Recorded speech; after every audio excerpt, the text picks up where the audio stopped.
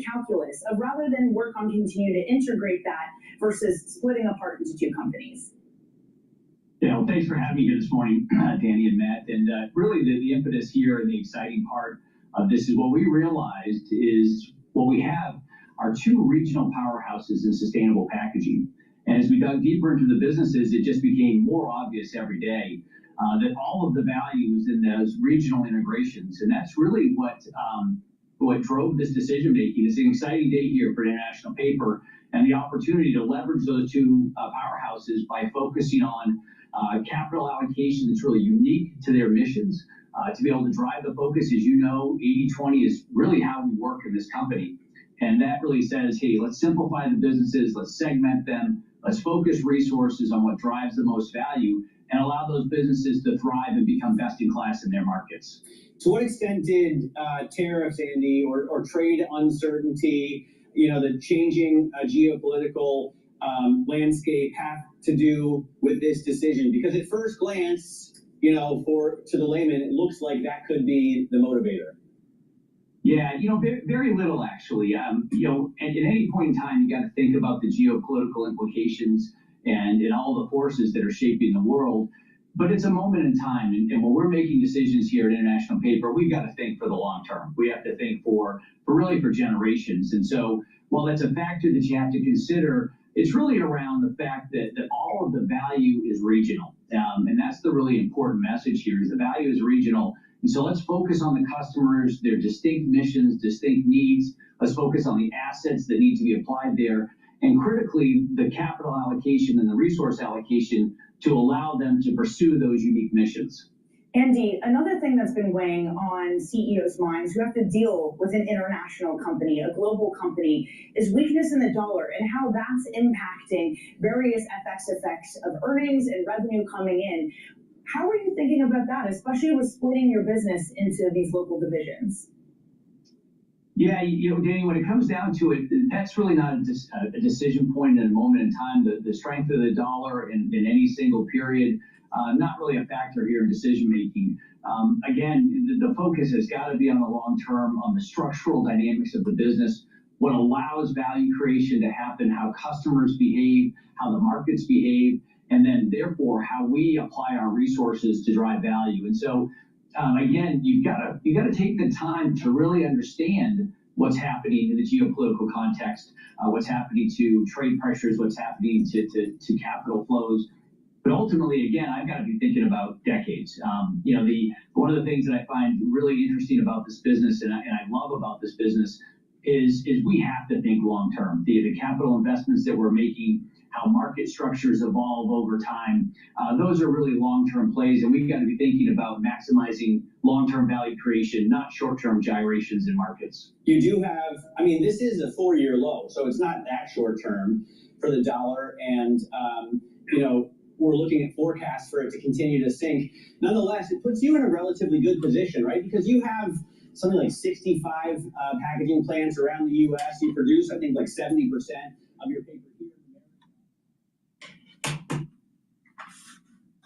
Hello, my name is Dr. Paul Cottrell. We are live streaming on Rumble and YouTube, and also my website, the-studio-reykjavik.com. Thank you for joining. I greatly appreciate it. Please share the links and ask your social media to follow me. You can follow me on lots of different modalities. You can follow me on YouTube, Brighteon, Bitchute, and Rumble. You can follow me on TikTok, X and GETTR, Substack, Patreon. You can also help support the work that I do by sharing the links, asking your social media to follow me, and help support the work by donating. You can donate through Stripe, PayPal, or buy me a coffee on my website, the-studio-reykjavik.com. You can also listen to archived podcasts, the audio version of them, on my website under Broadcast Radio. You can also listen on Apple Podcast and Podomatic. The live streams are also under Broadcast Live on my website, and News Generation under Broadcast Paper. So there's many ways to consume the content that I create. All of this is for free. I put all of this out there for free. So please help support the work by getting the products, by donating and sharing the links. Thank you for joining. I greatly appreciate it. So they were talking about the dollar being at a 4-year low. Well, Matt's the talking head on Bloomberg. All right. He's not paying attention to that. You want to take a look at the 10-year average, because the 4-year low is including that era we called COVID. And don't you think that what was happening during COVID was a 3 or 5 sigma event? Yes. So what you really want to do is take a look at the 10 or 15-year historical average for the dollar. And we're pretty close to that. So it's not a big deal. But everyone's looking at it. It's lower than a 4-year low. Well, yeah. During COVID, the risk-free rate, the safe haven, was the United States in terms of financial assets. Stupid, just stupid. You know, like what you have to do is pay attention to how people think, and then you see them, you know, thinking in the wrong way. Then, you know, you have to question, you know, what's the agenda or why they're thinking that way. You know, why do they keep on talking down? Why are the talking heads on the business channels talking negatively about Trump's goals of weakening the dollar and bringing back manufacturing? All right, because when we have a weaker dollar, other companies outside the United States that want to build in the United States, they get more bang for their buck because everything is going to be priced in dollars. All right, when they transfer over that money, they'll convert. If they take yen and they convert it to a weaker dollar, it'll convert to more dollar bills. All right, while they're building out their plant or their business in the United States. So it's going to help FDI. Second, it's going to help our exporters.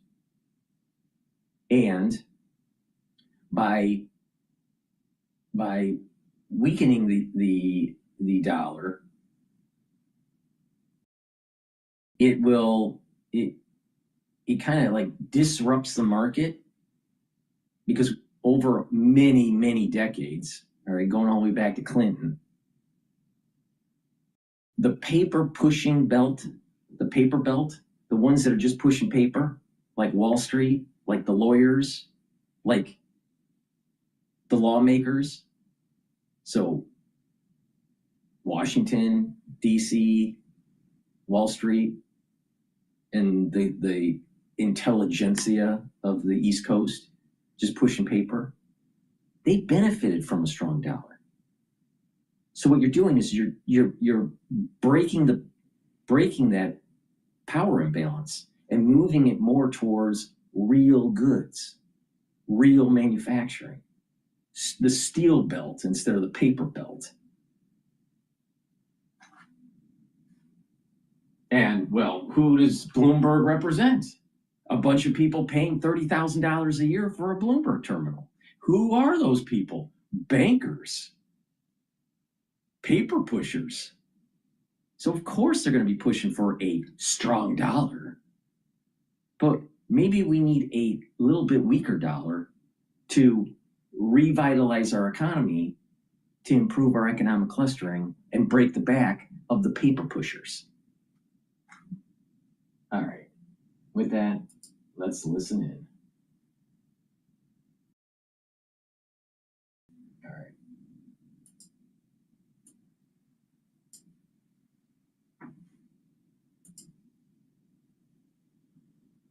What's going on here?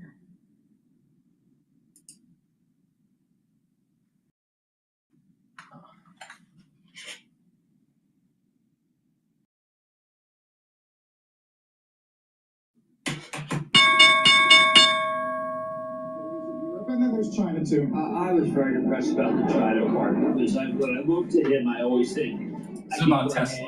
And he just said, "Look, China is they're smart people. We underestimate China."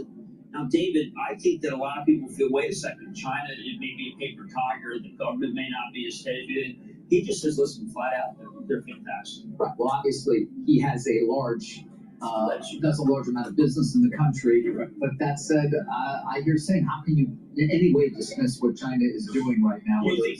Whether it's EVs, whether it's solar, whether it's nuclear, whether it is.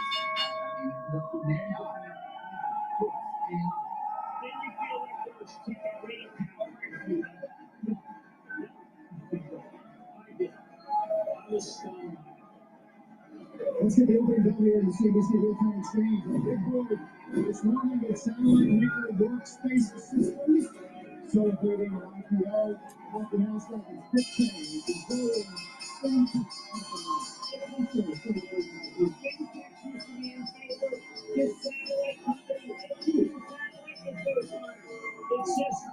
All right. So the market has opened up, as you can tell. The S&P 500 is trading at 6,988. Like I said, the 7,000 barrier is really, there's a big resistance there. Once we break it and we close, decently above that level, then it'll be a strong support. But right now, it's not. VIX is now almost at 17, so stress is starting to build up in the market. This, I think, is because we're about ready to hit Iran, and there's some, unknown about the Middle East. Oil now is trading 66.19. If you've been paying attention to what I've been saying, I said that oil is going to keep on creeping up. Now, we were talking about that at $61, $62 a barrel. Now it's at 66. Brent's over $70. And Trump hasn't hit Iran yet.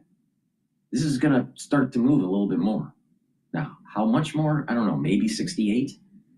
I don't know. But I suspect that once we do hit, I don't think it's going to be only just in hours. It's probably in days. All right, measured in days, not hours. If it's measured in days, we're probably going to see more than $70 for WTI, and probably getting closer to $80 for Brent crude. Now, the longer this happens, the more stress is being built up in the energy market. Natural gas. So if you've been paying attention to me, you would have made money already. So if you, continue to pay attention, you probably make more money. Natural gas is at 3.837. We're still in that cold spell in the United States. We're going to have another cold spell supposedly next week. So natural gas is going to be bouncing around at probably 3.7, maybe 3.6, all the way to maybe 3.9, 3.9. All right.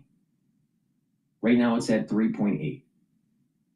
But once the cold spell goes away, the natural momentum will want to be for the natural gas futures to go down.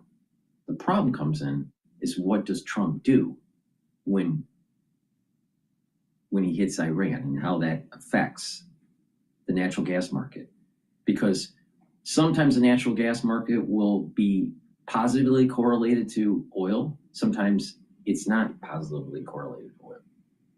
But when there is instability, especially in the Middle East, and there's some sort of military action that's taking place, and there's a lot of unknown, like what we have right now with Iran, they usually trade in tandem upward. So I suspect that natural gas will have once we hit Iran, natural gas will have an upward pressure to move above $4, and then rapidly go down after the event that takes place in the Middle East. What will be interesting is do we hit after the cold spell or during the cold spell? So there's some volatility in natural gas, so pay attention to that. Now, we were talking about currencies. Japanese yen is trading at 153 right now. It was trading at 159 not too many days ago. The BOJ intervened. They're trying to strengthening the yen. all right, by intervening in the market.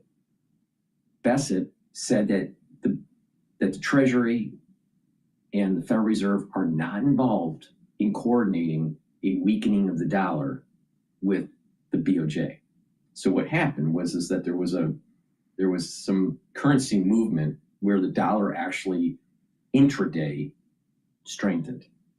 Right now, euro is trading at 1.19.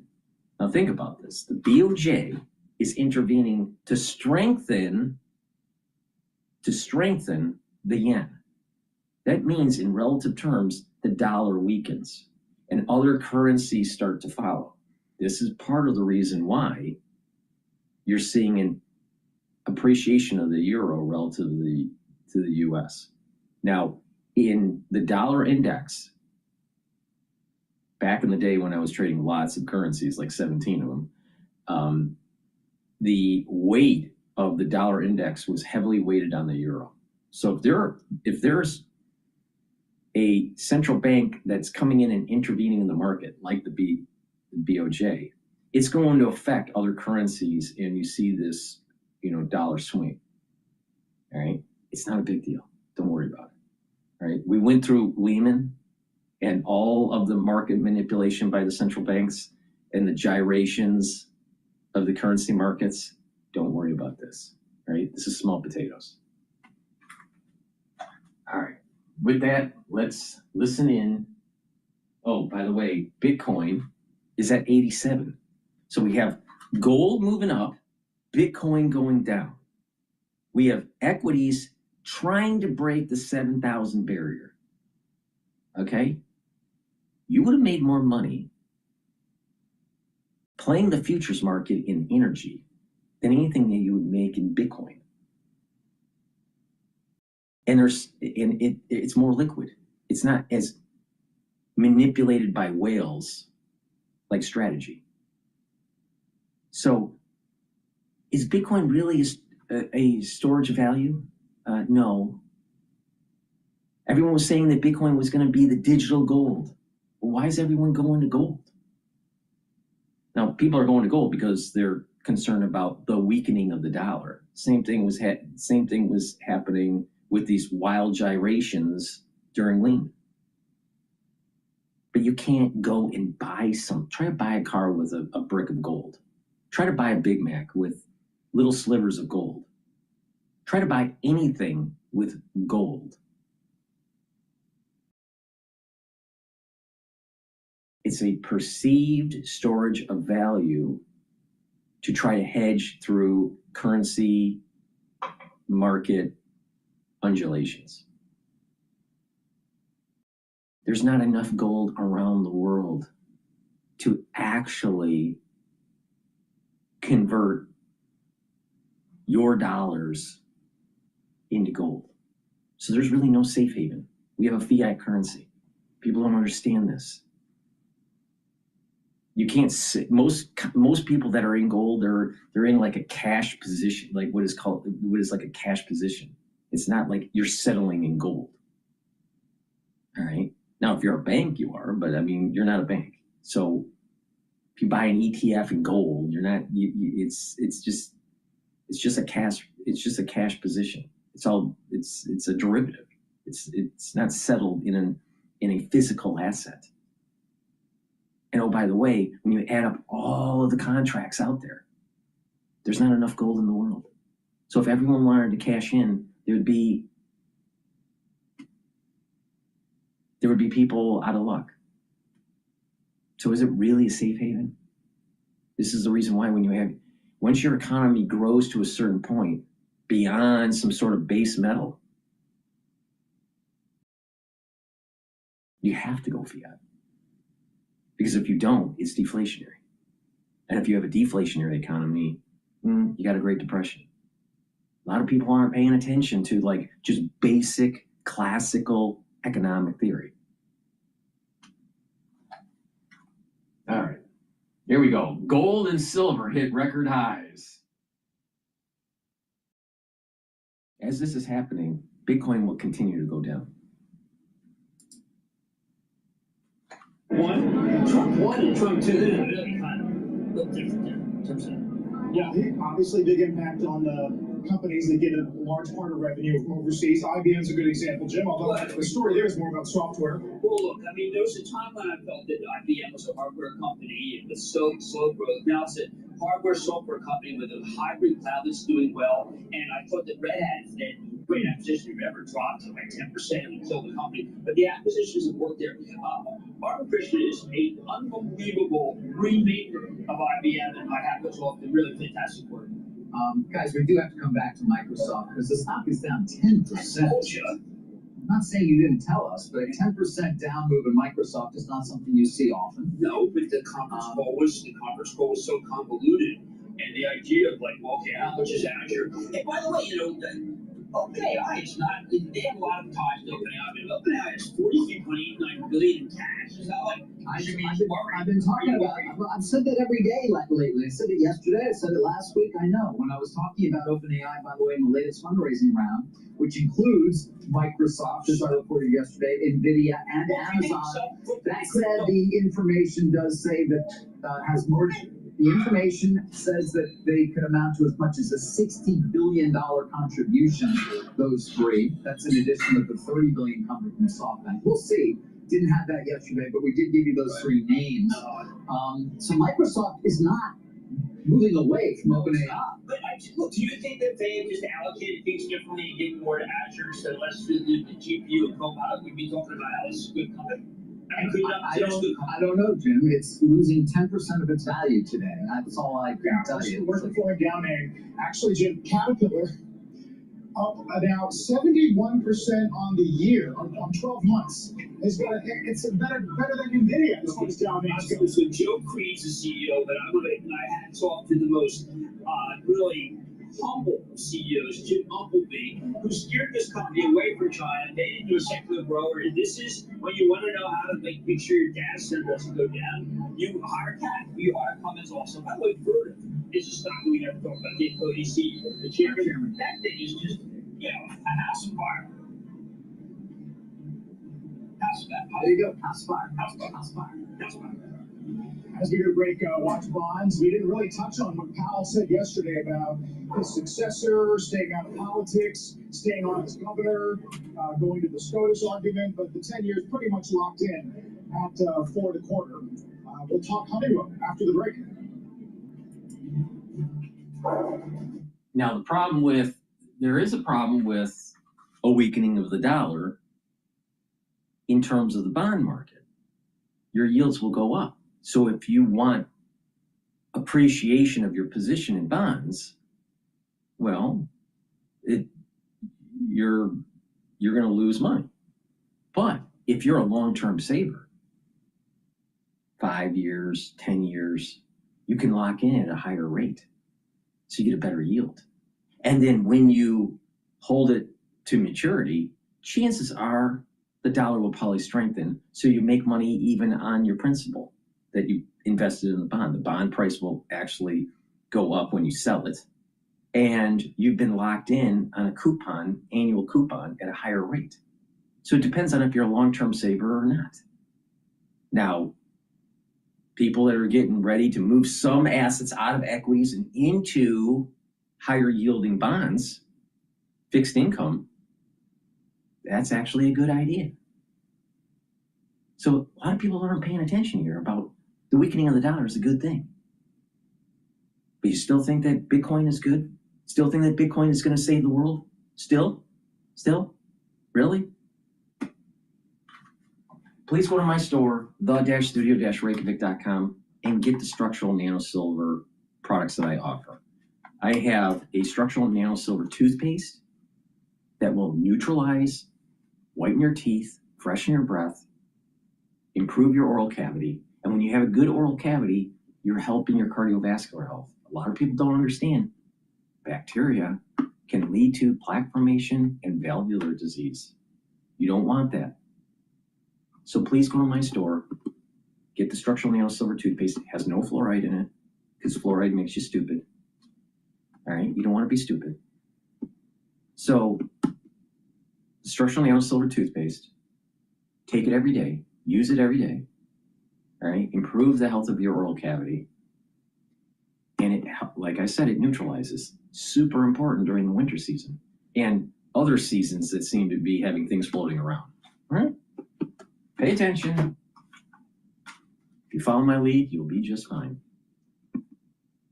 Silver gel, structural nano silver gels. I have it in 2 types. I have it in the quick dispenser type, and I also have it in the tube form. You use it the same way. If you have a cut, an abrasion, or a minor burn, put the gel on the lesion. It will help to heal it quicker. Why? Because it keeps it clean. Clean lesions heal quicker. All right. You can use it as a daily skincare. You can put it topically on your skin, and it will help to improve the health of your skin. This stacks really well also with the collagen, the C60, vitamin C, and resveratrol to help with an overall skincare protocol that you can get on my store. Now, there's another purpose for the gels, and that is if you're not feeling well or someone around you is not feeling well because of the cold season, put it on your hands, around your mouth, around your eyes, around your ears, around your nose, lightly coat your nostrils. They'll stay active for 5.5 hours. You can do that with Perel. Perel evaporates in 30 seconds and damages your skin. This helps heal your skin and stays active for 5.5 hours. Which one would you prefer to have? You want this gel, all right?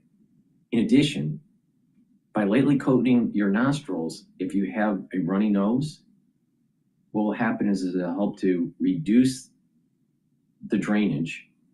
And most people, when that is happening, they also have soreness for their nostrils. This will help to relieve that soreness. So, and when you sleep, when you're not feeling well because of a runny, your nose is running or whatever, you'll be able to breathe better throughout your sleep. All right. So this will help to dry it up and allow you to breathe. So there's a lot of different reasons why you need to take this. So please go to my store, the-studio-reykjavik.com, and get the great products that I offer. I also have structural nano silver soaps. They're very high quality. They help the health of your skin. You can get it in charcoal tea tree, lemongrass, and in peppermint. Get a few bars for your household. Use this every day to improve your skin. Use discount 5. You get $5 off any order. All caps, discount 5. And this is a great way to help neutralize and improve your health. Please go to my store, the-studio-reykjavik.com.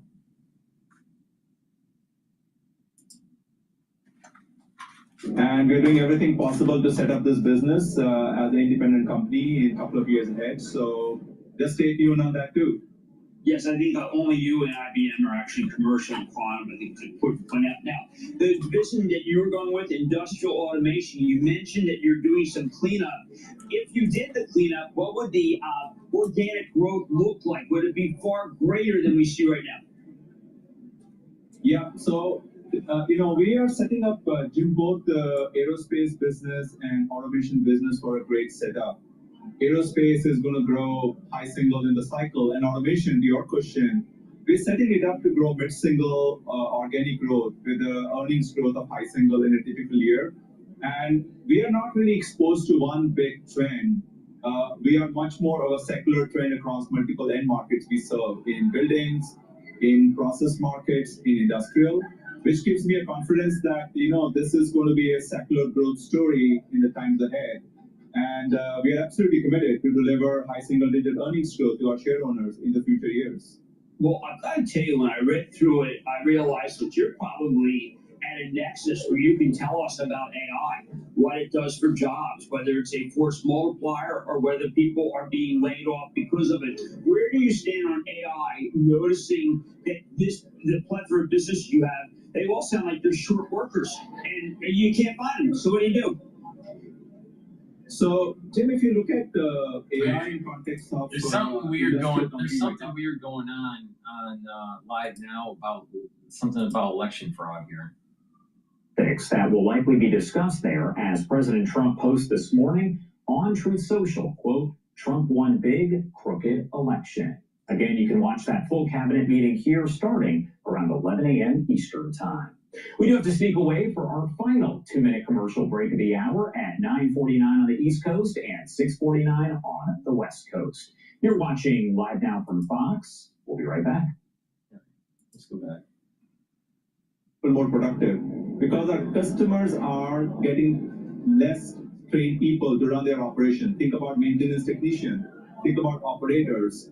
As less people are available, the physical AI world we are playing in is going to make them more productive and protect their revenue stream. So this is going to become an important feature of the automation business to drive our growth. And I'm really excited about it. I've been in this industry, Jim, for 35 years. I have not been excited anytime more in terms of opportunities it's going to create in the next 5 to 10 years with this physical AI momentum we have with us. Jim also asked about Honeywell itself in terms of how you're using various AI tools and/or using it to create efficiency. I mean, what can you tell us in terms of what the roadmap looks like for your company in 2026, for example? So, two things I would say. On the function side, we have been using AI for software testing for a while, nearly 18 months now, customer service. So that should be surprising. What exciting is we are deploying AI for automation of a lot of our work in which we do engineering of our equipment. So we write specifications for every equipment we have to deliver to our customer, for every special solution or a project. That requires So basically the user manuals are being generated by AI now instead of actually the engineers or the lower administrative staff to make these manuals. So the AI is generating it quicker. They probably fed the AI a bunch of manuals, and if you change some specs, then the same kind of logic behind the scenes on automating anything that a lawyer does in terms of contracts. All right, so you're reducing lower end jobs that usually are for entry-level positions or junior positions, eliminating them and having the AI do it. Testing code. Okay, all right, you have automated that. Probably will find,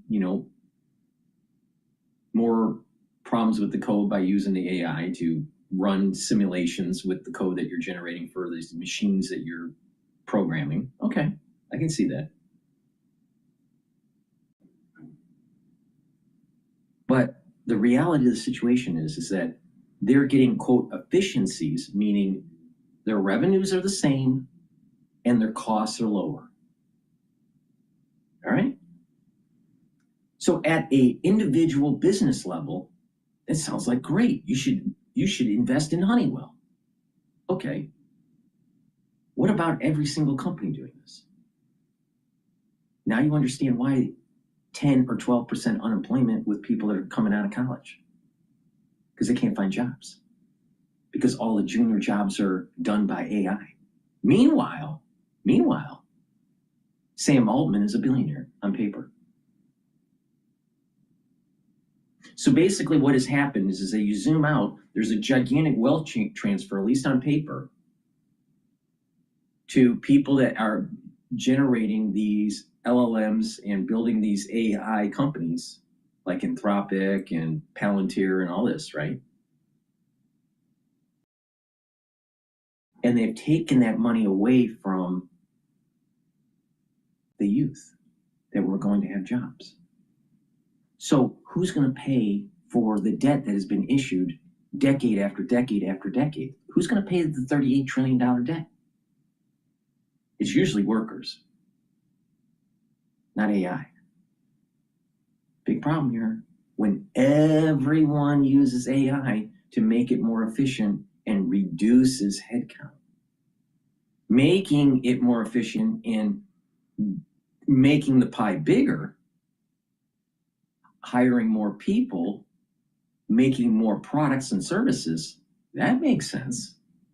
But that's not what he was saying. He was saying he's going to make his operations more efficient, not grow the pie. Well, guess what? That's a big problem. Still think that Bitcoin is going to save you?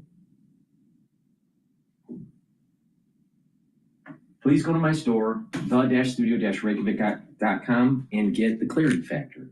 You know, a lot is going on in the world. You better get rid of that brain fog. Or this new age that's developing, that's emerging, it's going to run you over. Now, clarity factor will get rid of that brain fog, allow you to concentrate, so you're not taken advantage of, all right? But it'll allow you to concentrate on tasks. And it's a very powerful neurostack. What this will do over time is improve the dendritic connections of your neurons, improve those neural connections. And when you do that, you're going to be able to think faster, and you're going to be able to consolidate memory.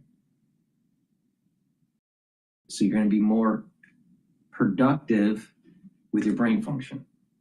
Please go to my store, the-studio-reykjavik.com, get the clarity factor. All right? And stop depending on AI so much.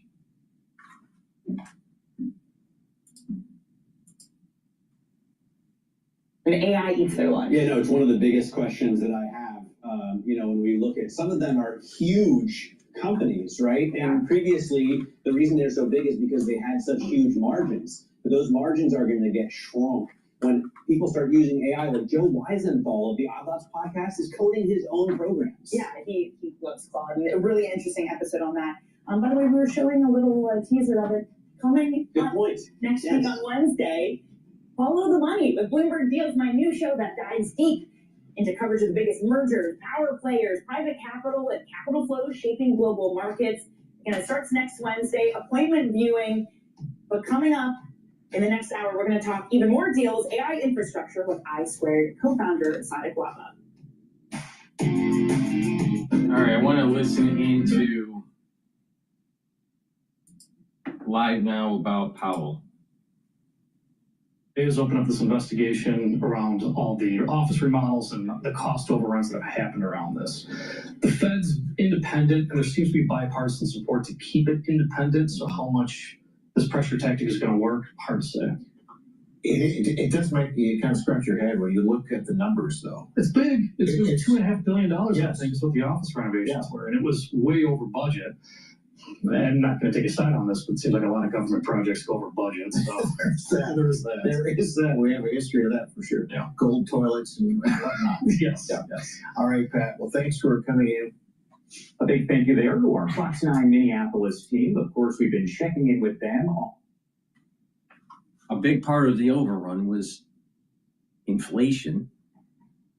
Rates are too high from the Federal Reserve. If you have a project that you, especially a long-term project like construction and renovation, and it's in a swamp. So you got to deal with the foundation and dealing with water and the water table and, soft foundations. Renovations, underground, big problem all the time. So isn't it ironic that part of the cost overrun at the Federal Reserve is because rates are too high? How ironic. Please go to my store, the-studio-reykjavik.com, and get the vitamin C and magnesium. This will help with your skin health, boost up your immune system, and help with brain function. Magnesium and zinc will boost up your immune system and help with brain function. Magnesium is really important also to improve the efficacy of vitamin D3. So please go to my store, get the magnesium and zinc and the vitamin C and magnesium. You can stack them together for max benefit, boost up that immune system. Super important to take during the winter season. And guess what? Because of this cold spell across the nation, there's going to be a lot of people that are sick. Why? Because they're going to be outside. They'll get that runny nose. It'll eventually get into their lungs, and it'll start to grow bacteria. So people are going to be sick. They'll be coughing and spreading and whatever. Right? Lots of people in the United States are going to be sick. So you better start boosting up your immune system.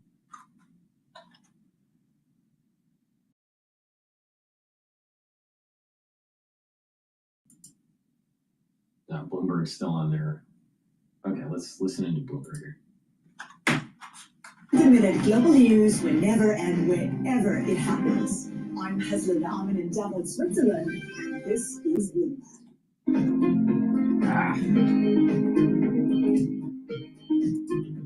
Let's go to. Let's take a look at some of the things that are happening with Taiwan, maybe. No, all right. Let's talk about this. So, Ph.D, the individual that was shot in Minneapolis, there's a new video that came out that showed days before his assassination by ICE.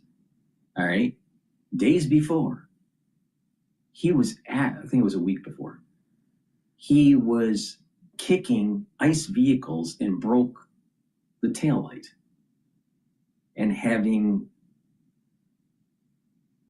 very aggressive discussions with ICE. So let's play that video. This is on CNN, so we'll see how they spin it. But this is interesting because what this shows is a pattern of behavior. So yesterday, before this video came out, everyone was demonizing Kristi Noem and Stephen Miller, you know, saying that this individual was a domestic terrorist. All right. You know, maybe Stephen Miller wasn't that far off. So we're going to play the CNN version first, maybe the Fox version after, depending on what happens here. Oh, factory orders for November, 2.7 versus 1.3. So factory orders skyrocketed. Oh. So this is breaking news. This is the lovely part of this show is that you got to jump around here. 3 is the best since, well, March of last year. Now strip out transportation and it's up 4/10. Well, that's a tenth lighter than the rear view mirror, which was up 0.5%. If we look at capital good orders, non-defense ex-air proxy for capital spending, it moves down from 0.7 to 0.4, and that is something to pay attention to. 0.4 would only be the loftiest when you change that to September when it was up 1%. And finally, let's switch to shipment. Okay. All right. What's going on here?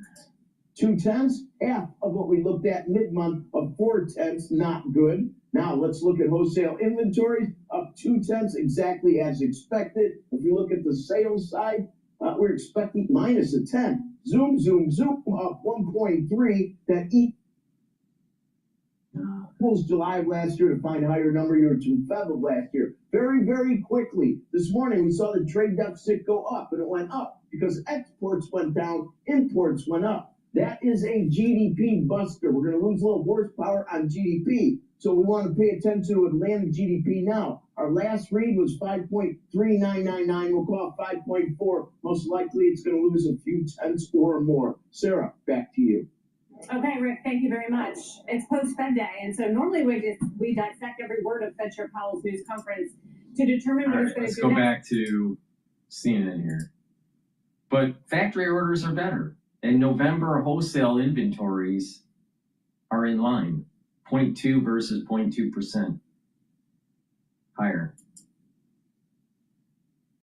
When I saw Cup of Pug go live, that's when. New video of Alex Petty was the man shot and killed by federal agents over the weekend.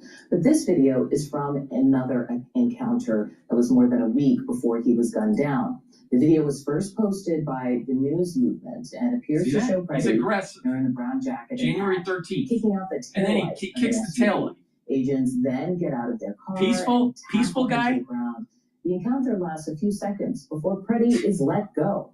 At one point, a gun is seen in his waistband, but it's unclear if agents saw it. Agents then deploy tear gas and walk away. In another video, we hear from Petty moments after agents leave. You okay?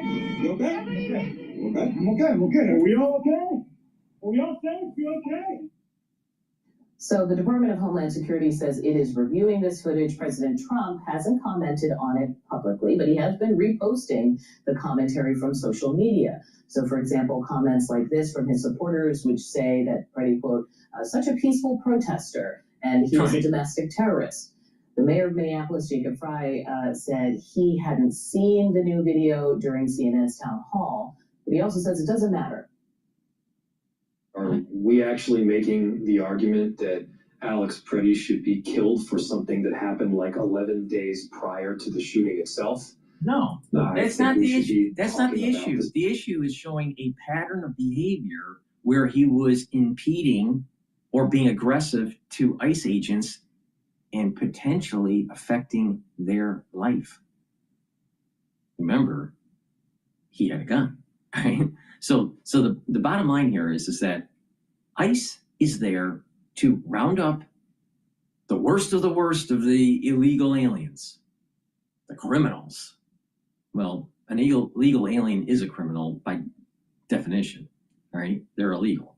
So, but the worst of the worst, the mayor and the governor were preventing ICE from doing their job and letting these protesters impede ICE's operations. You listen to these protesters, what are they saying? They're saying, we're protecting our citizens. Well, wait a minute here. They're illegal aliens. Why are you protecting them? Liberal mindset.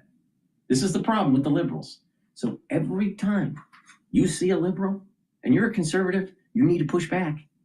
If they keep on saying Trump is super bad, you got to push back and say, there's no president that's all the time bad. There were some good things about Biden. There were some good things about Barack Obama. I can't think of any right now, but I'm sure that there were. I'm being facetious. But the point here is that every president has good and bad.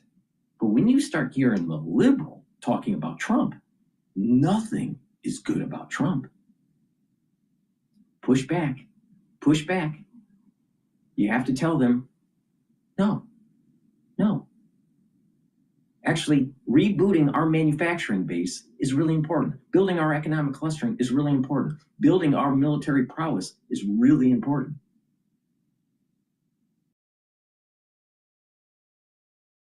It's about God. It's about God, country, and family. That is the virtue of a better age. And it's built on the foundation of the Enlightenment, of life, liberty, and property rights. That's America. That's the United States. That's our constitutional republic. Liberals don't like that. Liberals don't want life, liberty, and property rights. They want mob rule, absolute democracy. Well, absolute democracy means you don't have property rights. And our founding fathers had the wisdom to realize this. Why? Because they paid attention to the Enlightenment from John Locke about life, liberty, and property rights. But they paid attention to what Plato was warning. Do not allow for a pure democracy to take hold. Because when that does happen, you lose your country. Because you get mob rule and eventually tyranny. They represent everything that Plato was warning us about. Everything. Liberals are wrong.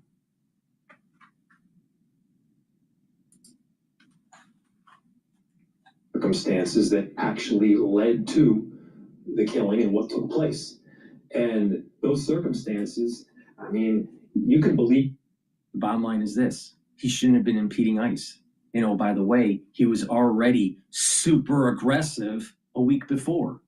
So he already was tilting on, an aggressive behavior.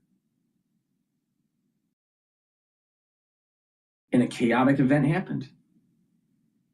A scuffle took place. And unfortunately, he he was killed. But the thing is, you can't blame the ICE agents because he shouldn't have been doing what Preddy shouldn't have been doing what he was doing on the day he died, nor the week before. Now, does it justify, quote, him being killed because of his behavior? No. The week before? No. But the thing is that because of his behavior, it led to a negative externality, an emergence, a chaotic thing that happened that got out of control, and he ended up losing his life. But it's not the fault of the ICE agents. Not at all. Now, what's happening in Minnesota right now? There's a lot of fraud because of the Somalis. So we're all focused on Preddy being assassinated on the streets of Minneapolis. But billions of dollars of fraud is taking place. Now, I'm not saying that the mayor is involved of the fraud. I don't know if he is or isn't. But the governor, Waltz, definitely is.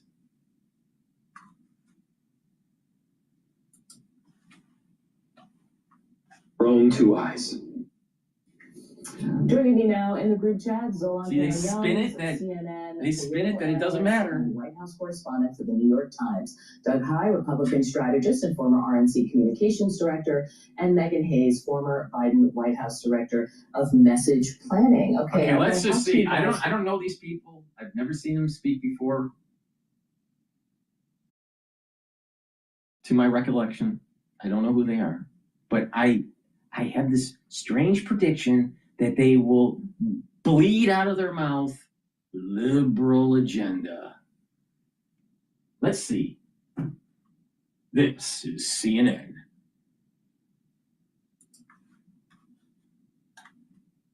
This video coming out sort of created more fuel for the people who say that Preddy was an agitator, that he was putting himself. He was an agitator.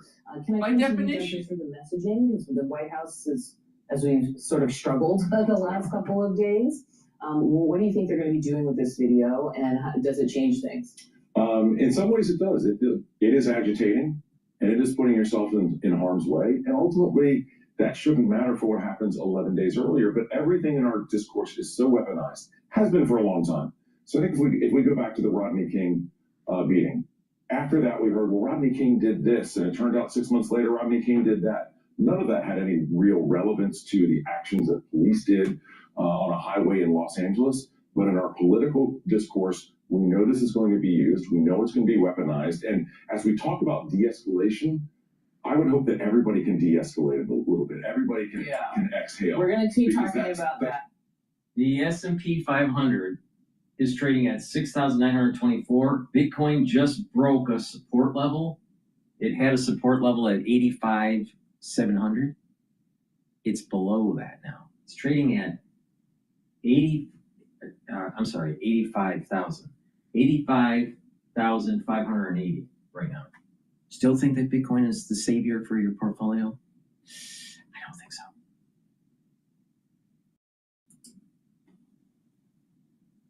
Situation as well. Exactly. Tom Homan's going to speak today. We're going to talk about that separately. I want to play this clip of Steve Bannon on Wednesday, just because he's the kind of person who is very loud from the sidelines, right, through the war room, in trying to tell the White House, look, this is what you should be doing at any given time. And here was his take on this moment.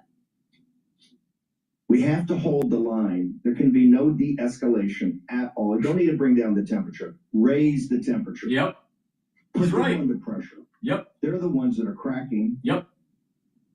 Absolutely. Absolutely. No, I mean, I think that that's inflammatory and disgusting, and I don't know what his reasoning is for saying that. It might be because he wants Christine Elm out, and if they keep raising the temperature, she'll inevitably say something stupid again and maybe lose her job this time. But I do think that what he did 11 days prior to being killed doesn't change the fact that he was still murdered. If you want to surface that video and he's still alive and charge him with something retroactively, that would be a different conversation, but you can't. Well, I don't understand the context of what So I just think it is it's kind of a silly conversation to have. It just shows, again, how long this has been going on and how people are just so enraged, and it just keeps going. And my impression from Bannon's clip here, now it's maybe taken out of context, so we got to be very careful of that because it's CNN.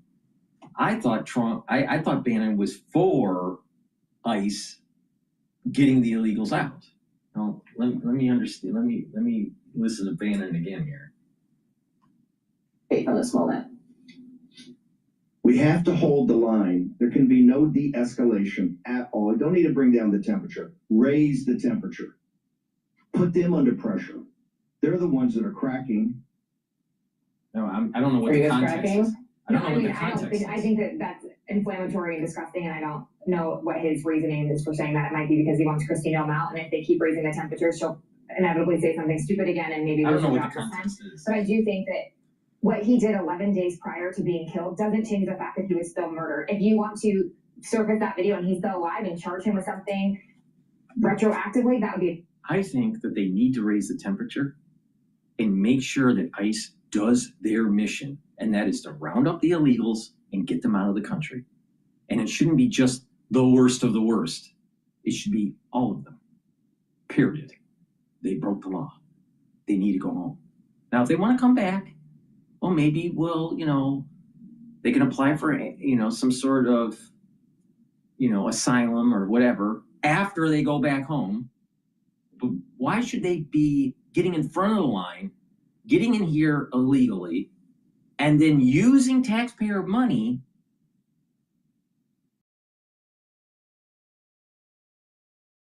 for social services, while that taxpayer money could have gone to our veterans and our elderly? Don't you think that not only did they get into the country illegally, they stole from the taxpayers?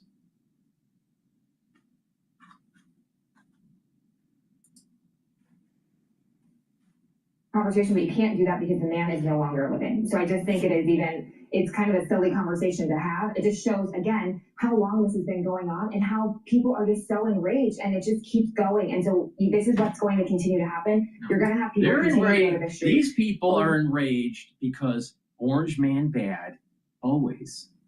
This is really a manifestation of Trump derangement syndrome. So TDS. And they get a bunch of liberals out there that are crazy. They're trying to impede ICE's operations, and don't be surprised, bad things happen. An ICE agent had his finger bit off. Literally. I'm not talking metaphorically here. Literally. The liberals in Minneapolis that are protesting are animals. Because an animal would act like that. They're animals. They're animals. And if you come across a wild animal that has rabies, what are you supposed to do? What do you do to old Yeller when he had rabies?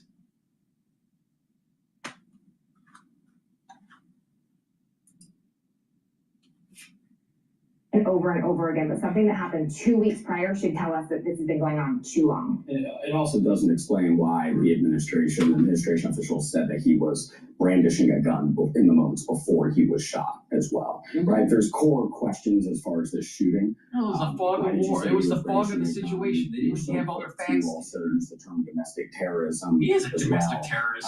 Assassin. Look at that. Look at that. Look how aggressive he is. And this is the day he died.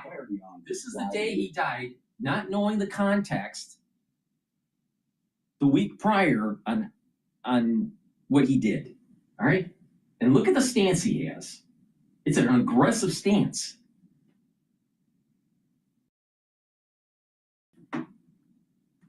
How much does CNN actually play about officers, ICE agents, having issues with the protesters while they're doing their job? And impeding an ICE agent doing their job is actually an illegal activity. No, what this is that this is a man, I'll tell you, and a lot of people won't fully appreciate the visceral, metaphysical concept that I'm going to bring up here. This is very similar to this social unrest that was building up during the Vietnam War. during when the baby boomers were going to college, right?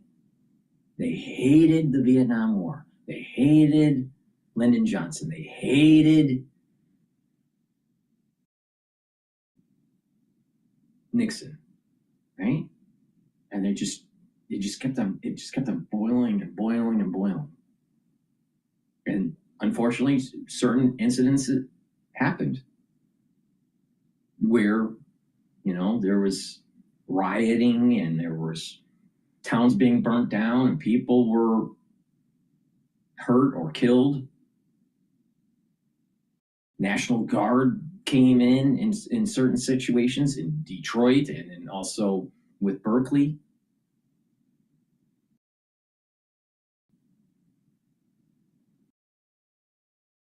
In Kent, there was Kent State, I think, was also another issue. But the problem here is that it's almost like we're in a cycle. We're in this kind of like this 1960 cycle. There's patterns in society, right? And so it's not exact, but it rhymes. This is a rhyme of what was happening in the 60s. It wasn't a good period of time, because as we got out of the 60s and into the 70s, the United States was starting to falter economically. The United States was faltering definitely geopolitically. So now you're talking about Carter, right? You had Gerald Ford that took the reins right after Nixon, but that didn't last for too long. And then Carter came onto the scene. Carter destroyed the economy. He wanted to put solar panels on the White House.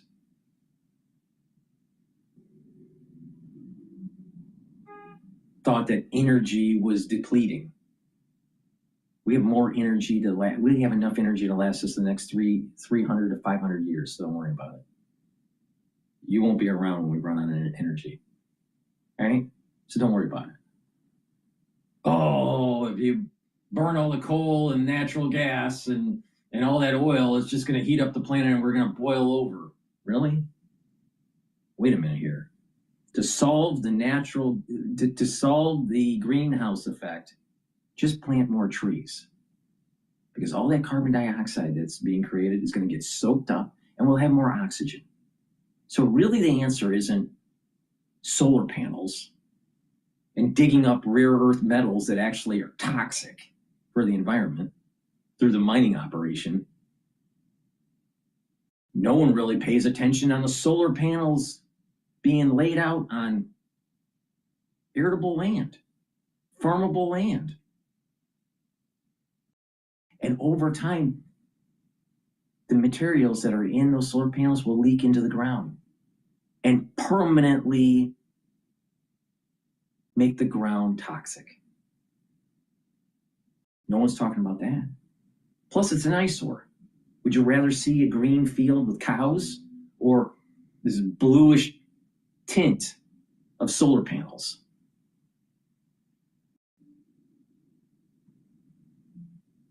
So we're in this cycle. We're in this kind of like rhyming cycle of fib sequence. Social unrest starts in the schools. We remember that in 2023, right after October 7th. The elite schools whining about what Israel was doing. Israel did the right thing. Kill the terrorists. Kill Hamas. Kill Hezbollah. And we're now getting to the point where if Trump doesn't chicken out, which he has a high probability of doing, but if he doesn't chicken out, we have the opportunity to kill the Ayatollah and destroy the theocratic regime of Iran and allow for a constitutional republic to come out of the ashes. Allow for the secular, educated populace to have self-government, self-rule. It's in our grasp if Trump doesn't chicken out. And this goes all the way back to failed policies of the Carter administration, failing with Iran. That's a liberal. That's a liberal for you. That's what they represent. Orange man bad, always.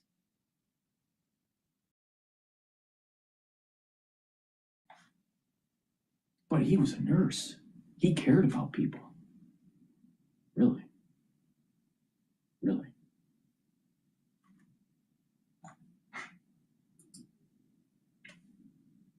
In the investigation they're doing is not examining criminal wrongdoing for these agents as well. It's Especially because there you have an example of ICE agents not circling someone and ending up shooting them, right? Like, arguably, you see him taking an action and you don't see them reacting the way we saw in the moment.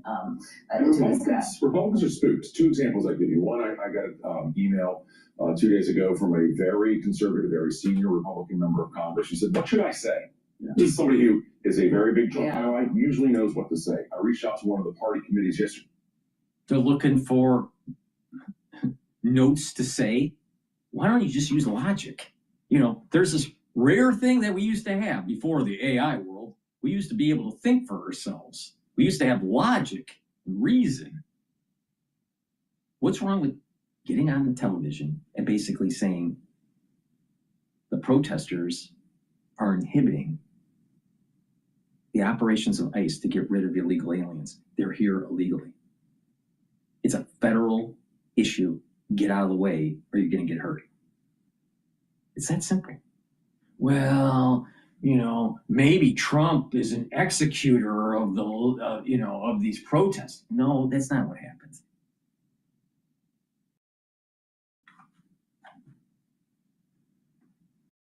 These Republicans need to grow a spine. Don't be a jellyfish. God, it's amazing. Okay. So what are you telling your candidates?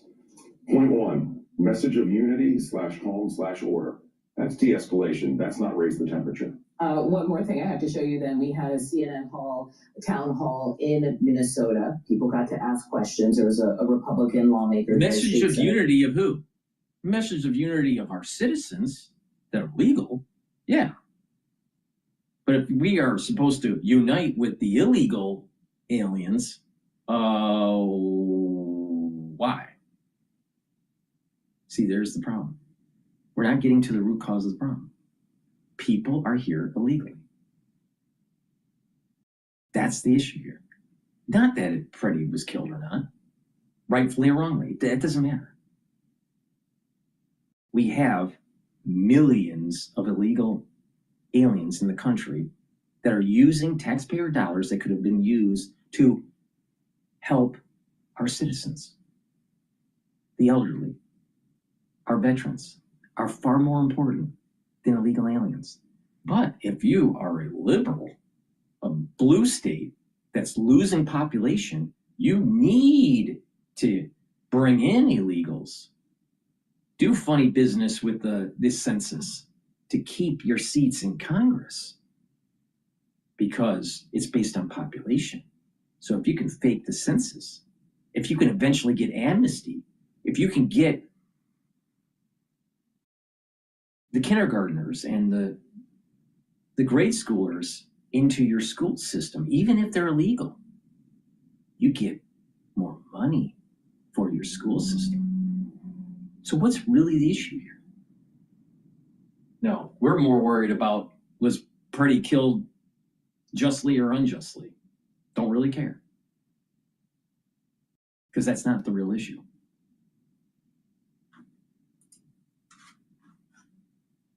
Michael Holmstrom, and he was trying to talk about the way the president has handled this moment. I want you to hear not just what he says, but how the crowd reacts after.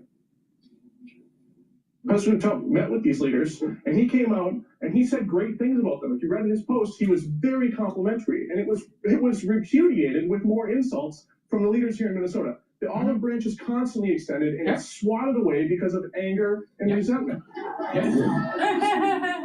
See, this is the problem with the liberal. It's the same fucking issue that was happening in the 1960s. Nixon was bad.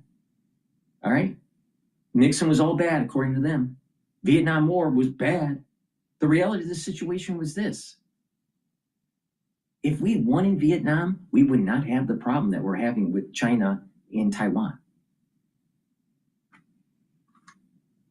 So we literally have kicked the can down the road, allowed for communism to flourish in China, and promote capitalism with a K, so the paper pushers can make some money. Now, how many trillions of dollars are we going to have to spend to have a war with China to make sure that we have freedom of navigation through the 9-dash line now? Because we had a bunch of liberals, a bunch of baby boomers not willing to fight. But they have time to protest. So it's no different. The protesting that took place in the 1960s made the country weak. The protesting today is making the country weak. And why are they protesting? They didn't protest like this to prevent forced inoculations. They didn't protest like this to feed infants because the infant meal wasn't around. No. They didn't protest like this with the lockdowns. They'll protest for the illegal aliens. This is what I mean. These protesters are weakening the country.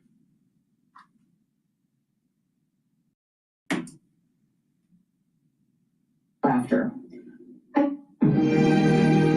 There are moments you remember all your life. Abercrombie and Kent. Life well traveled.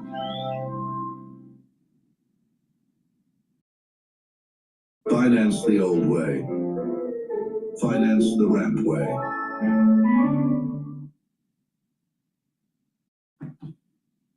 Laughter. I mean, I think that's the problem. I think that's the problem that Republicans are going to face going into the midterms is what they keep saying, don't believe your lying eyes. It's like they're in this little bubble that they are the only ones that believe what's going on outside of it. But the voters are going to have the final say. You hear people just blatantly just laughing at this guy, which is not normal in those town halls. We've all sat in them before. They're normally very quiet and very respectful. So it's kind of interesting to hear all these people just having open reactions to just the lies that you're being told to see. John Miller is here. So John, as Priscilla's saying, it is, we cannot definitively say that it was at this incident when he got the rib broken, but we do know that they've only said there was one other known incident. So I'm going to say it appears likely that it is that incident, but we cannot definitively say that.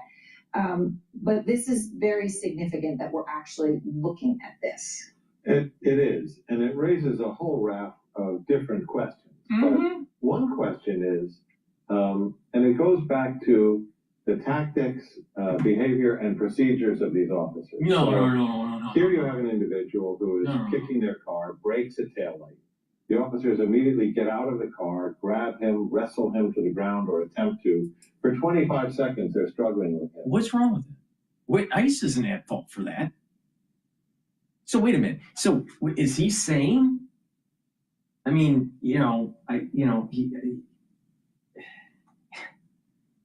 is he saying that ICE should not get out of their car after he damaged their car?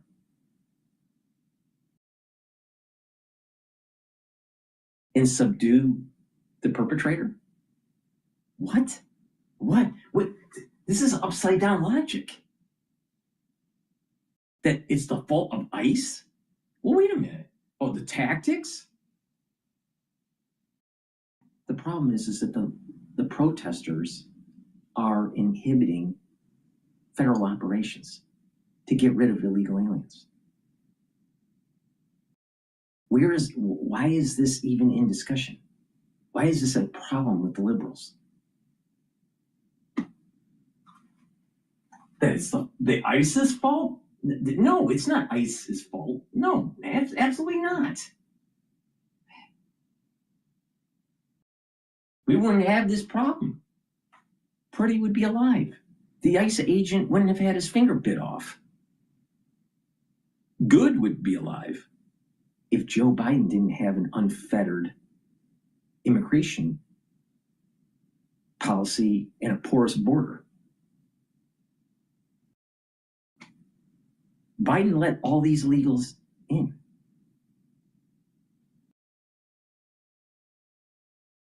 So whose fault is it? Is it Trump's? Or is it more Biden? Or better yet, what about the border czar Harris? If she did her job, we wouldn't have had a porous border. And maybe Purdy would still be alive.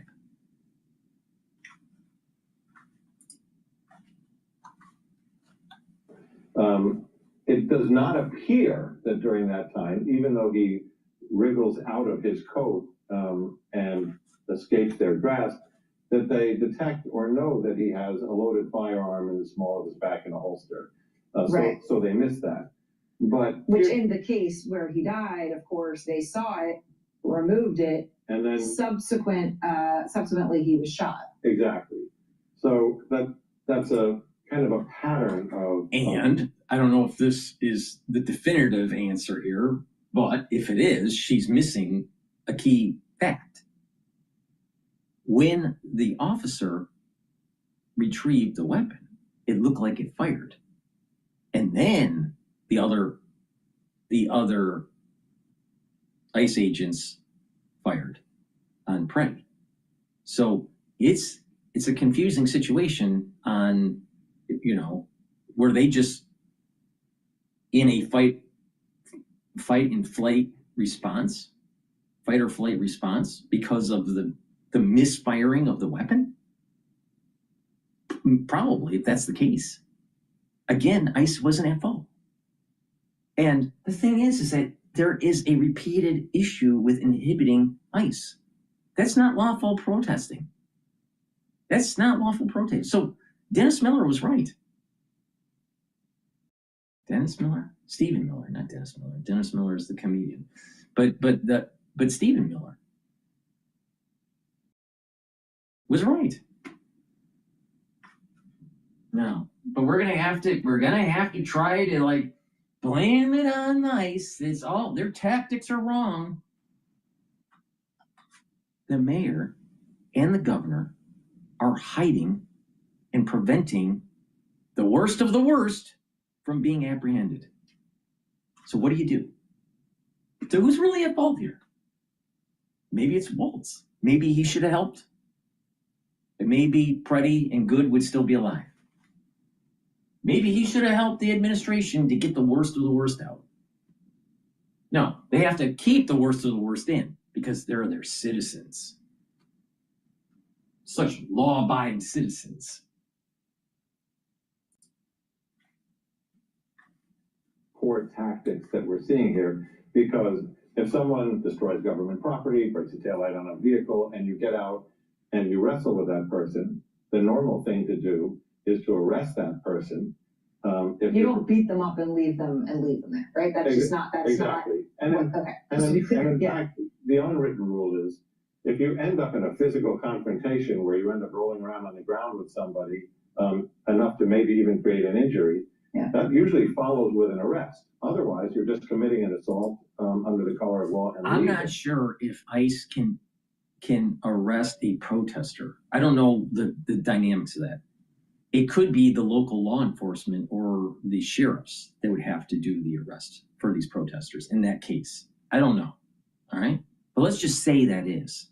We do know that local law enforcement was not working with ICE. So there's an added dynamic there.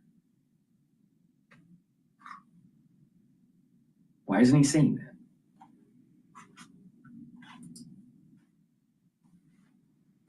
So the fact that they didn't take police action is another deficit in kind of, what are the rules of engagement and what does law have to do with it? Right, so I had operating some outside the confusion law, with the outside of local precedent, police. outside of They're not outside working. of training, sloppy, all of that true. When it comes to the next incident, I was saying to you, as you and I were getting ready to come to air, I was saying, well, in a sense, the two may be completely unrelated, right? If he comes upon a group of, he's protecting the woman that he was trying to do, and there's a group of Customs and Border Patrol officers, and that one ends so tragically. But you raised a very interesting point, which... So the question is, are any of the agents involved in the confrontation we just looked at 11 days before, any of the same agents who encountered him on Saturday that ultimately led to him being shot to death? In other words, one of the questions we've been asking as we look at that video is, the government narrative, the first version was he approached agents with a gun. In fact, when you look at the videos, they approached him rather aggressively, and we don't know the answer to this, but if they were the same agents from the earlier encounter, were they still upset? Were they angry at him over what he did to their car, of the fact that they tried to arrest him? Or maybe, if it was, I doubt it was the same agents, but if it was the same agents, maybe they were more aggressive because they had to protect their own lives, because they knew this guy was a problem. You ever thought that? You ever thought that? Because there's something weird about this guy.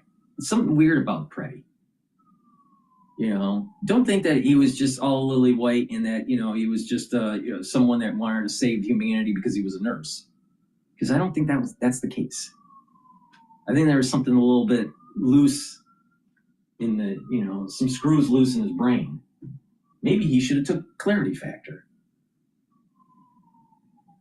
These liberals, they're crazy. They are crazy.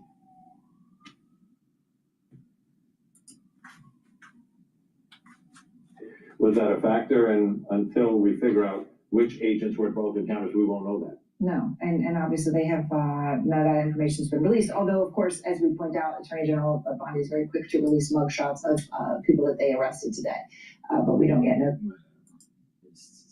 Okay, now we're going to play the Fox News version of this to see how they handle it.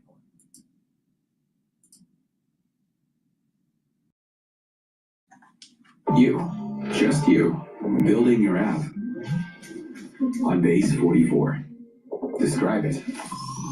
And it's just a few hours, Florida czar Tom Homan will hold a press conference in Minneapolis after meeting with local officials. It comes as new video appears to show Alex Preddy in a confrontation with federal agents just days before the deadly shooting. Lucas Tomlinson joins us live in Washington with all the details. Hi, Lucas. Well, good early morning, Carly and Todd. A new video has surfaced showing the 37-year-old Department of Veterans Affairs ICU nurse Alex Preddy spitting at federal agents and kicking a government vehicle, resulting in the destruction of the back right taillight and some questioning Preddy's reputation for being nonviolent. The incident took place 11 days before he was shot and killed by federal agents. Those federal agents were placed on administrative leave. A family representative confirms it's Preddy. In the video, the family knew about the incident and that Preddy was injured but did not receive medical care. A family attorney says, quote, a week before Alex was gunned down in the street, despite posing no threat to anyone, he was violently assaulted by a group of ICE agents. Nothing that happened a full week before could possibly have justified Alex's killing at the hands of ICE on January 24th. Here was Minneapolis Mayor Jacob Frey last night. There was a general agreement that what has been happening for these last several weeks should not be happening into the future. Now, I made it very clear that Operation Metro Surge needs to end. Did Tom Homan say he would end it? He did not make a commitment to ending it on any given timeline. However, my hope, my expectation is that the troops and the agents we're seeing will be drawn down. I think Fox News poll shows I just want to mention here, Bitcoin now trading at 84,000. Still think that Bitcoin's going to save your portfolio? I don't think so.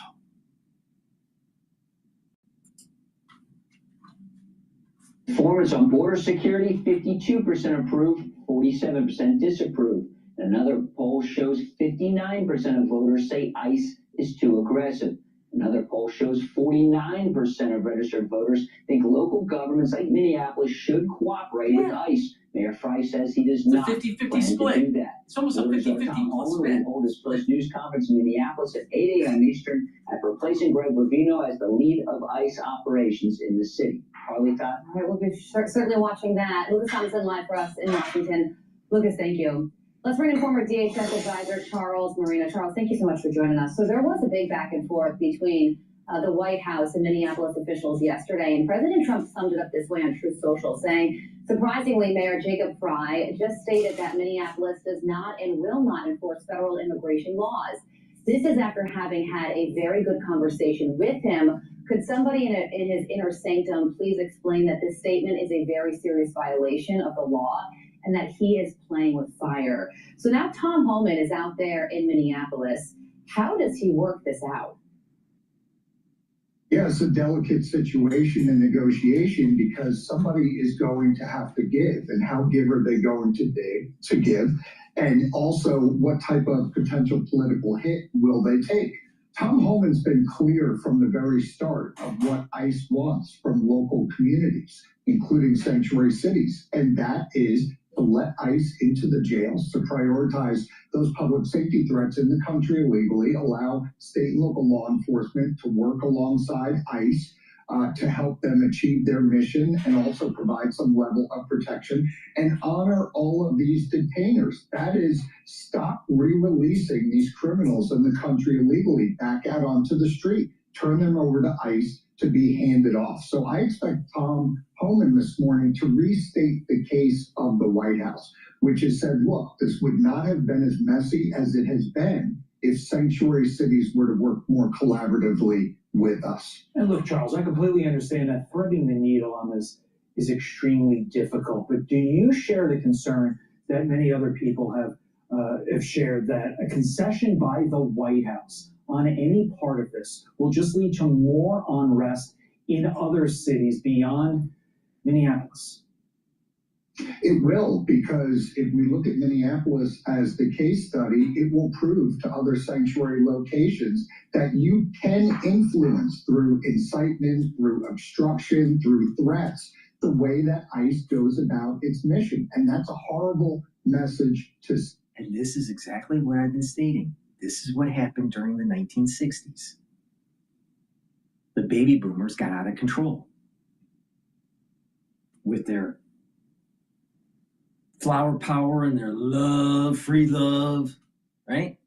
And destroyed the world, destroyed our economy in the process. And then once they became adults and they started working after they got out of college, after they dodged the draft, all right, they started working. Now let's think about this. Most of the debt that has incurred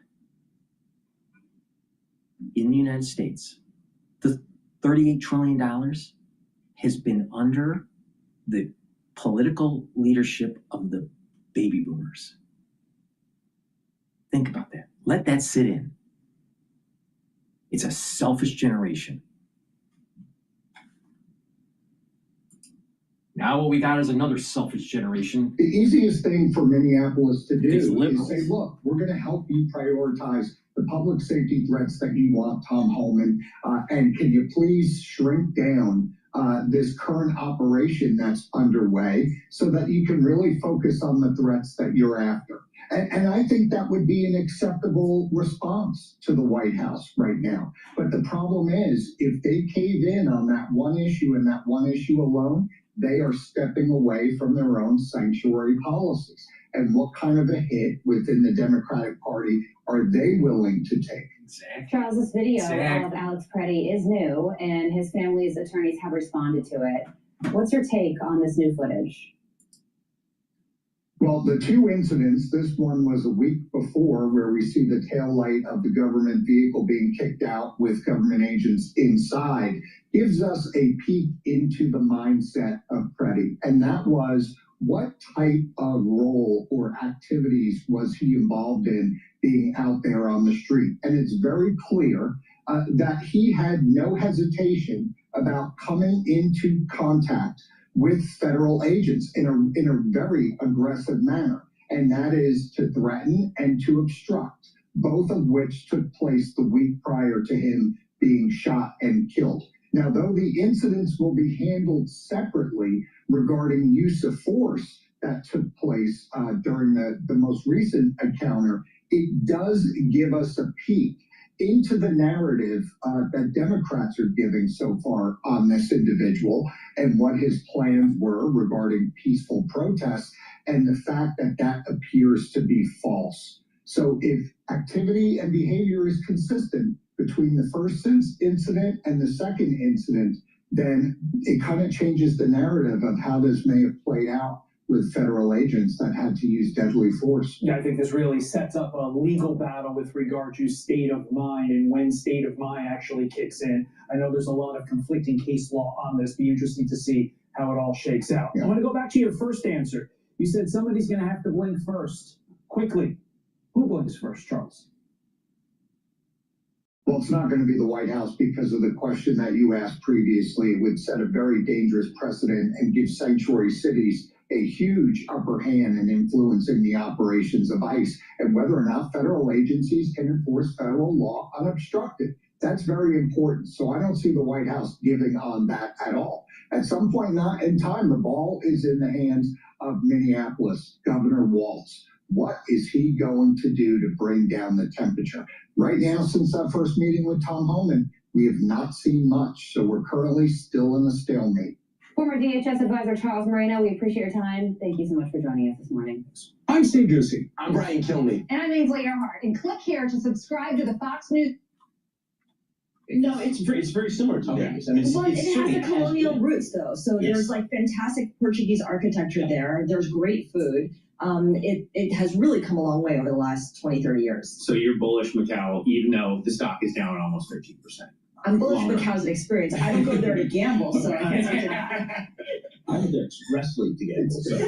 All right, what else do you got for us? Yeah, Microsoft, ticker MSFT, down 11%. Just to put that into context, Meta right now is up about 8%. When you look at the point differential, Meta on the S&P 500 leading to a 14-point boost. Microsoft is a 46-point drag, so essentially 3 times the move when you look at the S&P 500, even though the performance is pretty similar. RBC calling it out, solid report, not enough to clear elevated expectations. Demand AI spending. When you pair that with cloud growth slowing, you're kind of dealing with an issue opposite of Meta, which we saw beating expectations and talking about how that AI investment is going to benefit. Big move for Microsoft. Just want to call out that is the worst move since March 2020, which we all remember, pandemic. Right. Well, Azure only met expectations. It didn't really trounce them. All right, Billy. Thank you so much, Billy Lipschultz, with our Stock Movers. And for more conversations like this, subscribe to our Stock Movers reports. Listen for our 5-minute audio reports on the biggest winners and losers in the stock market. Subscribe to Stock Movers on Apple Podcasts, Spotify, or anywhere you listen. You know what's been trading like stocks? Commodities. Crazy, right? I mean, every day we come in and there are these big percentage changes in gold, in copper, in silver. Chinese speculative buying, a big driver, of course, certainly during Asian hours. And today it's copper's turn. Let's bring in Mike McGlone. He's our senior commodity strategist here at Bloomberg Intelligence. And Mike, what do we know about this Chinese speculative buying? And what do we still need to understand about this source of demand for metals? Well, Scarlett, you started exactly where you should. The foundation for the rally for most metals and most commodities starts with the stock market. You're seeing that roll over a little bit today. We're also seeing that pressure maybe kick in a little bit. But you're pointing out right, there's something significant going on in China. There's significant buyers of all the metals. They really started with gold last year. Gold got expensive, so they trickled over to everything. The bottom line, though, with copper is it's not a speculative metal. It's industrial. And China's number one source of demand, it's going up more because of issuances with the tariffs from the U.S. and supply constraints. And I'm very concerned. The copper's, I'm very concerned. As long as the stock market gets going up, it's fine, but I'm afraid it's going to tilt back low. But here's a key thing that's oftentimes directional for copper. Iron ore hasn't been doing well. Chinese bond yields haven't been going up. They've been going down. So I think by this time at the end of the year, we're going to look at the metals like we are cryptos now. All right, Scarlett, we all know that Mike McGlone is based down in Miami. Get this, Saturday in Miami, low temp, 37 degrees. People are freaking out down there. That's brutal for That's Miami. brutal. I mean, fortunately, Mike McGlow knows how to deal with this because he comes from here. He's a grizzled guy from the Midwest. Mike, when I look at copper, I don't think speculation. When I maybe look at some other precious metals, like okay, you can tell me some people are speculating here. So is copper, when you see a move like today, is it really based on some fundamentals, or is it too also subject to some speculation? It's short moves like this almost always speculation. Some of that short covering, I myself thought it was a worthy short around 6. It still might be, but it's still a bull market. So we're covering some of those people out. They're taking them out on stretchers. The bottom line, though, is number one thing to remember about all these metals, when they go up, that's their own enemy. And then they end up go back down.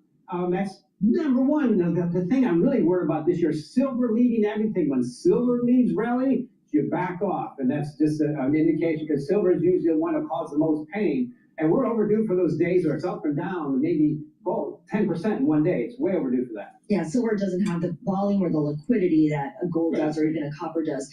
Mike, we see these commodities getting huge lift as the U.S. dollar sinks, the Bloomberg Dollar Index hovering near this 4-year low. What is leading what? Is it the dollar or commodities? Well, there you go, Scarlett. The dollar's weaker. I think that's leading, and it's kind of not said, but we all know if you want to fix a trade balance, you need a weaker dollar, so that's what's happening. The bottom line, though, But not just that. January. Not just that. The 4 years she's referencing was the COVID years. And there was a fight, there was a flight to quality during the COVID years. The dollar appreciated. So now we're going to normal dollar levels. I mean, come on. All you got to do is type in your Bloomberg and look at the 10-year chart. My God. Gold, it takes to buy one S&P 500 is 1.26. That's the lowest since 2013. So the stock market is actually collapsing versus that ancient store value. Ah, interesting. Okay. Before we let go here, on oil front there, Mike, I guess when the U.S. sends in a carrier group near the Iranian waters, that gets people's attention. Is that kind of what we're seeing here? Yep. To use President Trump's word, the word armada in that area is always going to boost crude oil. But the number one thing crude oil traders like is when they spike for potential supply disruptions out of the Middle East. They just love that as a chance to sell. So crude oil around $65 a barrel, WTI is right around last year's median mode. It's the first place to test a short and see if it proves you're wrong. He's right. And I think potentially by the end of the year, we'll be lower than that. But remember, the bottom line is, for the midterms, we need lower energy, lower interest rates, and lower yields if Mr. Trump is going to have a chance, and he has an ability to potentially make that happen. They have to pay attention. There's going to be a spike if we hit Iran, there's going to be a spike in oil. And then that's the best time to sell. If he doesn't hit, then oil will start to sell off. But I think Iran activity, trading range for oil is probably around $56 to about $61 a barrel for WTI. That's up about 9% today, just trading. So it's just been a real move in the commodity. There's a lot of talk that there's traders who are on these crypto native exchanges and platforms. They're moving away from Bitcoin and trading these metals, like gold, like silver, and probably these days like copper. All right, very good.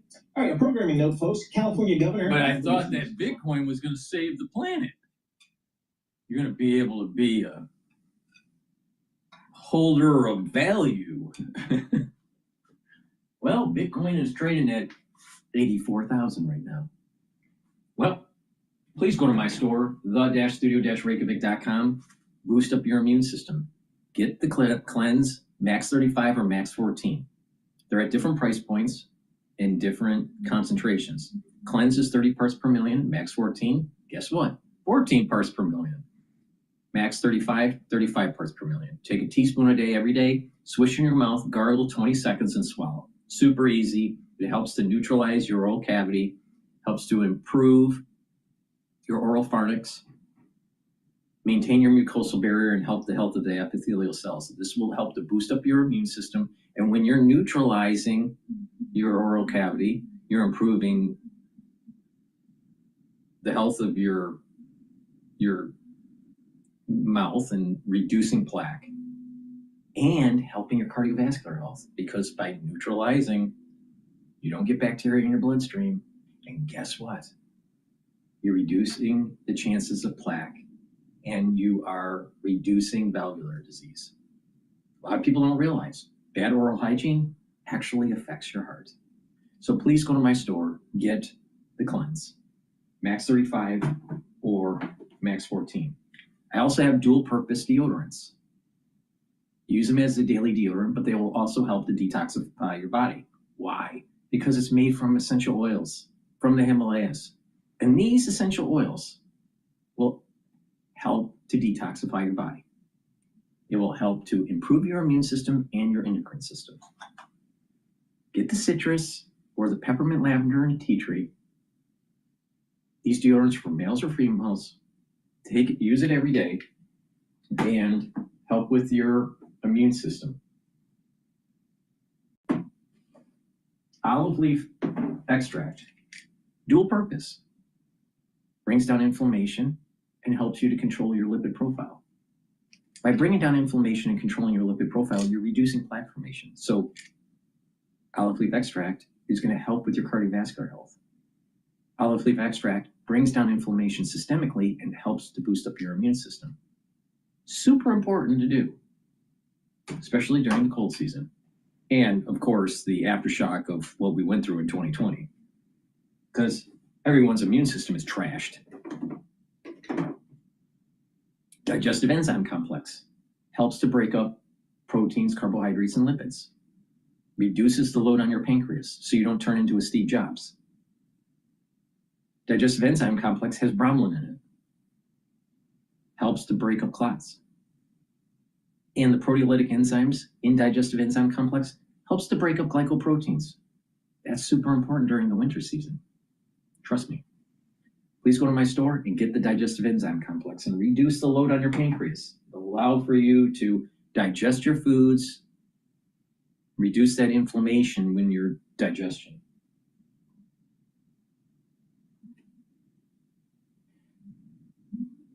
And lastly, if you have a bruise, pulled muscle, sore joints, even a headache, apply this on your skin.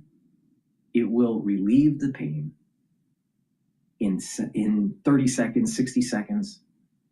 It's very powerful. Get the super strong relief, apply it on the skin, and get that fast relief. It works even for headaches. So put it on your forehead and your temples and your neck muscles and your shoulder muscles, and it'll relieve the headache.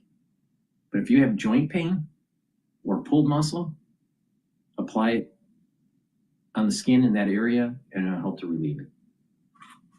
Okay. Let's listen into, is the U.S. repeating its post-9/11 strategy? All right, let's listen into CNBC. This was published 7 hours ago. Think you know Harbor Freight? Think again. We've introduced hundreds of new tools, all engineered by experts and rigorously tested to stand the test. As you've heard, the United States now has... Hey, before we do that Harvard Freight tools and construction equipment, that's kind of cool. You know, you're building stuff, right? Maybe it's for a big construction business, or maybe you're doing home renovations or whatever. Maybe you're inventing the next Model T, I don't know. But the thing is that learning to build stuff, fixing stuff, that's where America used to be, instead of all these paper pushers. But you ask a crazy liberal how to make something, and they go full tilt. They don't know how to do it. Just like a video game, an old video game where it just said tilt when the machine breaks. That's a liberal when you show them a tool.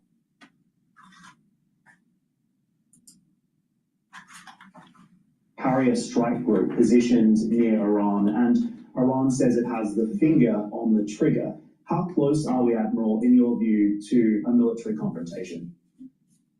Well, I don't know. It's difficult to say, Dan.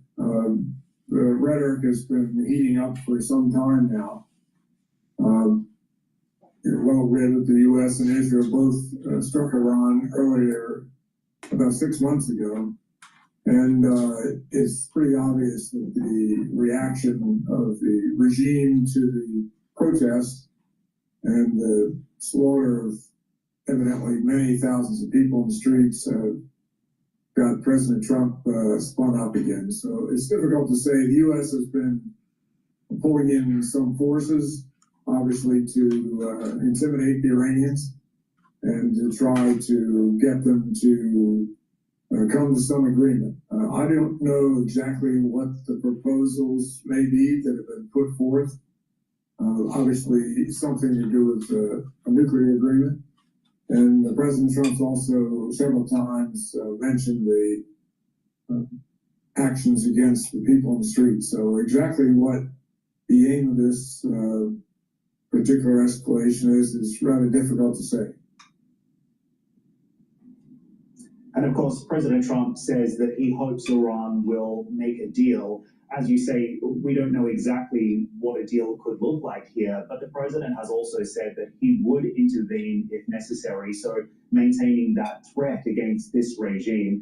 Admiral, can you paint a picture of what intervention may actually look like? You're aware of the U.S. military assets. The S&P 500 is down 1.4% right now.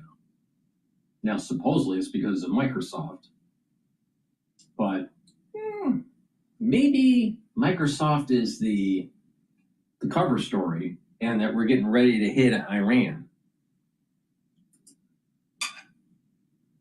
Across the region, you have an intimate knowledge of what the United States is actually capable of. What do you think it could do next? Sure, everyone's been focused on the arrival of the carrier strike group from the Pacific. It's in the area now. There are also a number of other ships that are already there and land-based assets. It was made a little bit more challenging by the information that came out today that indicated that Saudi Arabia and the UAE were not interested in allowing U.S. access to their airspace. That might cause a little bit of change in plan, but if there is, in fact, a plan to strike, the U.S. has a fair number of assets. But I'd say this. This isn't going to, in my opinion, usher the regime out the door. I would suspect these will be for a very specific purpose. There's probably some work left to be done after the strikes on the nuclear sites last year, and also there's quite a bit of damage to the Iranian air defenses, but I would expect they would have patched some of that together again. So exactly what the near-term objectives will be, we're just going to have to wait and see if, in fact, there is any military action. But right now, we're in the kind of war of words, the escalation of rhetoric, and I think it remains to be seen just what happens. It's clear that the neighborhood, the Gulf Arabs, are not interested in an open conflict, certainly one that brings them into it. But on the other hand, there's been long-standing anxiety about Iranian behavior going back 30, 40 plus years now. So when I was out there in the region, all of the neighbors asked me to do something about Iran. And when I said, well, what would you like me to do? And the answer was, we're not sure, but you've got to keep them in check. But don't start another war. So they kind of like to have their cake and eat it too. They like the regime to be gone, but there's really no appetite for a widespread conflict, and that's pretty understandable. Admiral, you mentioned the most important word there, which is strategy. And I wanted to ask you about this in particular because the all-new book really argues that the US repeatedly chose tactics over strategy after 9/11. When you look at this situation in the Middle East today, do you think we may be repeating that same mistakes now with Iran that you saw after 9/11? That is pressure first, political pressure first, and then strategy later. I'm afraid that you're probably spot on. In my experience, there's often little forethought given to the long-term effects of specific actions. So we've had a long period to study Iran. We've had about 45 years now of animosity and friction between our two countries. One would think by now we'd have some objectives lined up, and that may be the case, but it appears that right now there's a desire to do something and to smack the regime for their recent actions. And so whether step 2, step 3, step 4 have been thought out is a good question. And history is not good in that regard. Indeed, and the question that regional investors are also asking is, what is the day after plan? Admiral, you just suggested that this potential move from the United States is unlikely to usher out this regime. Do you believe that President Donald Trump wants regime change in Iran? I think he'd love it, but whether that's going to happen right now is an open question. The Iranians in this position are pretty vulnerable, I think, to a lot of pressure. They're under tremendous economic strain. I believe that was the primary instigation to the unrest and the protests in the streets recently. They're not particularly well off. They've been burned pretty badly in the region. Their surrogates, Hezbollah and Hamas and the Houthis in Yemen have taken a lot of shots to the chin and have been pretty quiet, frankly, for the last several months. So I think the Iranians are back on their heels, but it's not to say that they're about to collapse. And they've got, my opinion, a really tight grip on the population. They still enjoy support in many quarters of the country, but they are vulnerable right now. And I think that President Trump probably senses that vulnerability and would like to move, and one never knows. But from where I sit, I have yet to see a viable alternative to the current government.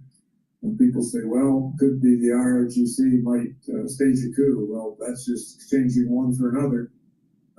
They've been empowered by the regime for decades and have reached their position of influence and power through the regime, so they're pretty much wedded at the hip. And I think any idea that group would suddenly change course or pick a different course of action regarding the neighborhood or the U.S., I think is wishful thinking. Do not get a consolidation loan into. All right, we'll probably listen into CNBC here, but let me just plug these products. Please go to my store and get the omega-3. Omega-3 will help you with cardiovascular health. It brings down inflammation, helps you to control your lipid profile, so you reduce plaque formation. Omega-3 also helps to reduce the stickiness of red blood cells to reduce overclotting. Super important to take.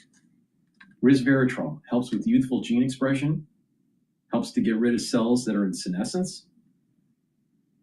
When you get rid of those cells that are in senescence in tissues that can regenerate because of adult stem cells, your average telomere length will be longer in the tissue. And you can age certain tissues by the telomere length and based on the methylation profile, the epigenetics of your cell. So it's really important to get resveratrol. Slow down the aging process. This helps with the basal layer for your skin. That's part of the reason why you look younger when you take resveratrol. And resveratrol stacks really well with C60. Resveratrol helps with the health of the mitochondria, and you'll have more ATP. Why? Because your mitochondria produces ATP, and if they're healthier, you have more energy. So please go to my store and get the resveratrol. All right.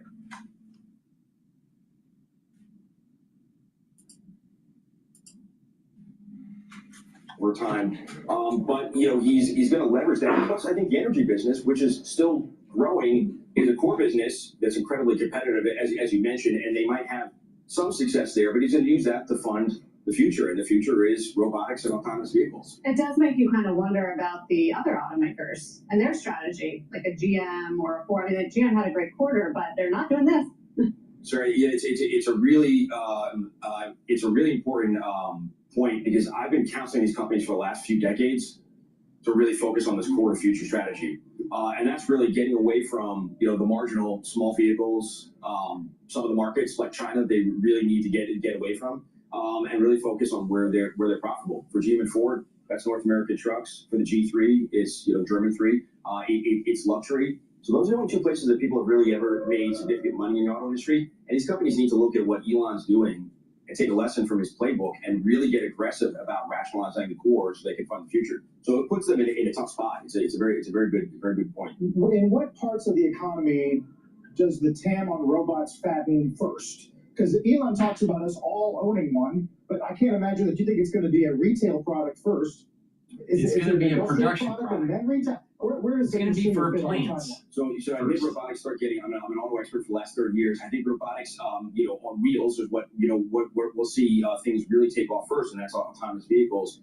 Then you get into the humanoid robot, where you'll have factory applications, industrial applications. And folks that are multi-billionaires that want 10 of these robots running around their house, and they can afford these. The robots are going to be sold for manufacturers, so they don't have to employ humans or humanoids. All right. Then, once they take that lessons learned in the kinematics and being able to navigate complex environments, they're going to start selling them to the masses. What's interesting here is that Tesla will probably reduce vehicle production, increase humanoid robot production, and guess what? Usually people have cars to go to work. Maybe people's jobs are going to be diminishing. Never thought that because of AI and humanoids? So you won't have a car.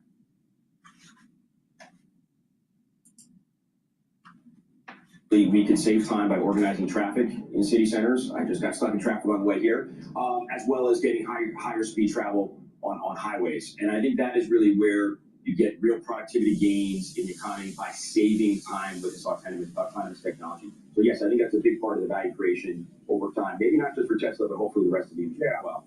And all of us. There's some regulatory questions that are going to be answered in there, but 1956 was the last time we invested in a big way in the network of roads in the United States.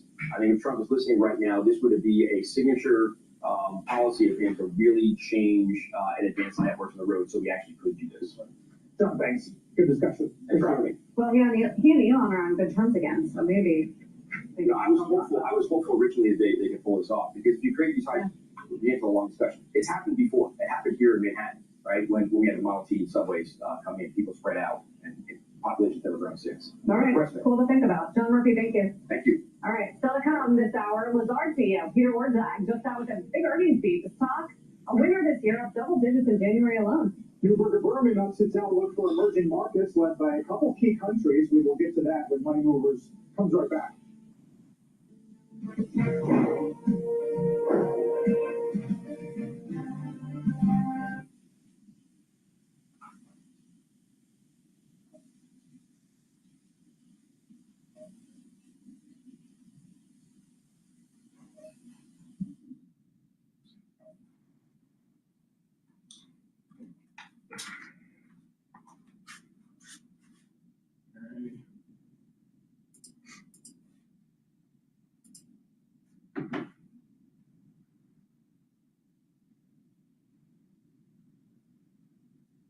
Let's listen to Homan lays out simple math for Minnesota ICE operations.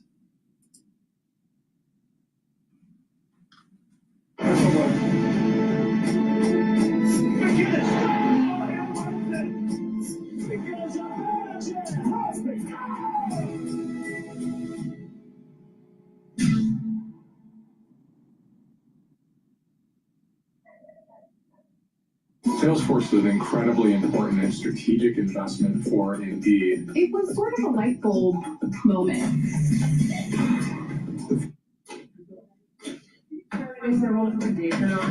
Right here. Thank you so much, Mr. Homan, for running the Associated Press. Based on how you have described these changes in the mission, can you be more specific about the objectives of Operation Macro Surge? If what you have described changes the parameters for interior enforcement only in Minnesota or also in Maine and other places? And finally, when would you consider that those objectives will be achieved and this operation will end? Is it in terms of agents on the ground, in terms of who you are targeting for arrests? The Withdrawal of law enforcement resources here is dependent upon cooperation. Like I said, one agent arrested one bad guy in jail means less agents on the street. We have some agreements. We got more to talk about how we want to implement these agreements. But as we see that cooperation happen, then the redeployment will happen. Look, target enforcement operations should happen across the nation. That's what we've done for decades. And with target enforcement operations, I've done many of them. It just makes it safer for everybody. When we know exactly what we're looking for, what is this criminal history, what is his immigration history, where does he live, is he in an apartment complex versus a house, has he got no record for having weapons. It's safer for everybody. Then we know what type of resources we need to go. And, it just makes this operation cleaner, more efficient, and it's proven less violence. When we know exactly what we're getting into, and we can take the necessary precautions to keep everybody safe. Some of the operations that I've been involved in, we know there's children in the house based on surveillance. So we know you got to be a little bit different when you go in the house, because there's going to be children present. So target enforcement operations, the way we've always done it, I think you got to wait for a little bit. And we'll make sure we do target enforcement operations. And look, I would say it again, we are not surrendering our mission at all. We're just doing smart. Shimon Prokopez from CNN. Mr. Holman, how did we get here in terms of, you had Greg Bovino, who was the face of this immigration operation. The mission, as you say, to having border patrol agents in the interior of this country, stopping U.S. citizens, asking them for ID, creating this fear in places like Chicago, and now here. And then finally, it took really the death of Alex Petty for us to get here. How did that happen? Who made the decisions to allow this kind of operation to proceed in this way and to create such fear? Well, like the Border Patrol, last 4 years under Joe Biden, we had an open border where 10, 12,000 people a day are coming across the border. Border Patrol got overwhelmed, which means we sent thousands of ICE agents down there to help deal with that humanitarian crisis, help secure the border. Now we have millions of people released in this nation, many unvetted. Now we got to find them. Before the big beautiful bill, we had a total just under 5,000 deportation officers to look for millions of people, many in public safety threats. So yes, we need the Border Patrol to come and help on our mission now. And the reason for the massive deployment is because of the threats, because of the violence. Our officers need to be protected. If I'm on operation on arresting, I'm going to a house, I got to be busy with that guy, the dangerous guy, and I can't keep looking over my shoulder at what's happening outside the house. So we brought extra resources in to provide that security. And as I said, as we drill down on these great agreements we got, this great understanding we have means less. So we can draw down those resources.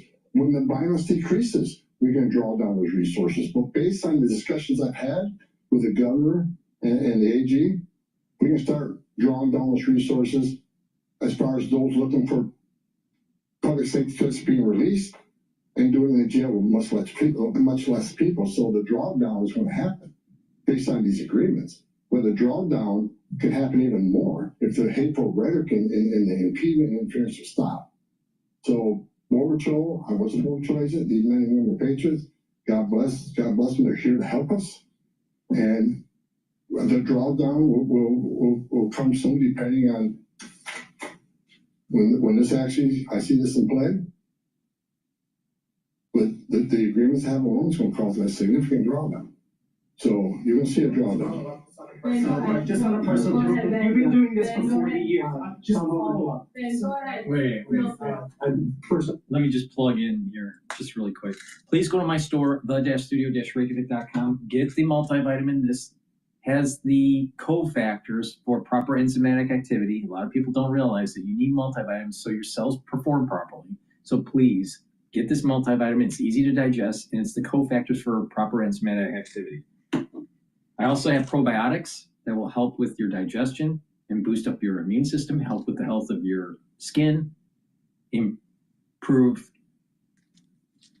your absorption of your nutrients, reduce leaky gut syndrome, rev up your metabolism. It's really important to take a good probiotic. So please go to my store. You can get it in powdered version or the VeggieCap version. And vitamin B complex helps to protect neurons. It also boosts up your energy levels and revs up your cellular metabolism. This is super important to take if you're 40 years of age or older. And like I said, you need to start protecting your neurons and boosting up those energy levels. Get the vitamin B complex. For bone density, vitamin D3, super important to take. Take in some calcium, either through milk or a calcium supplement, and take the vitamin D3. Do some resistance training. That's going to help to build denser bone. In addition, vitamin D3 helps to get cells to go into apoptosis if they're infected. Super important during the winter season. And vitamin D3 is a gene expression cofactor so your cells perform properly. So please go to my store and get the vitamin D3. Ben Burkholm, Real America's Voice News. On behalf of the American people, I just want to say thank you to you and to all of the agents that are putting their lives on the line to go after the people that were allowed in the last administration. We watched that happen in media, the honest media, covered up by many of the media that are behind me. We want to say thank you, and to all the men and women that are out there. Can you talk to us about what's being done with the leadership on these signal chats, on these WhatsApp chats that are organizing the attacks against you, the obstruction against you? Are we going to be arresting those individuals as well? And to the folks out there in America that voted for this, that want mass deportations because they saw a mass invasion under Joe Biden, what would you say to them? How are we going to get to that point? Well, first of all, about the organization and the funding of the attacks on ICE. I'm not going to answer a lot about that because I'm not going to show our hand, but they'll be held accountable. Justice is coming. Again, we gotta all. That doesn't sound too good for the liberal.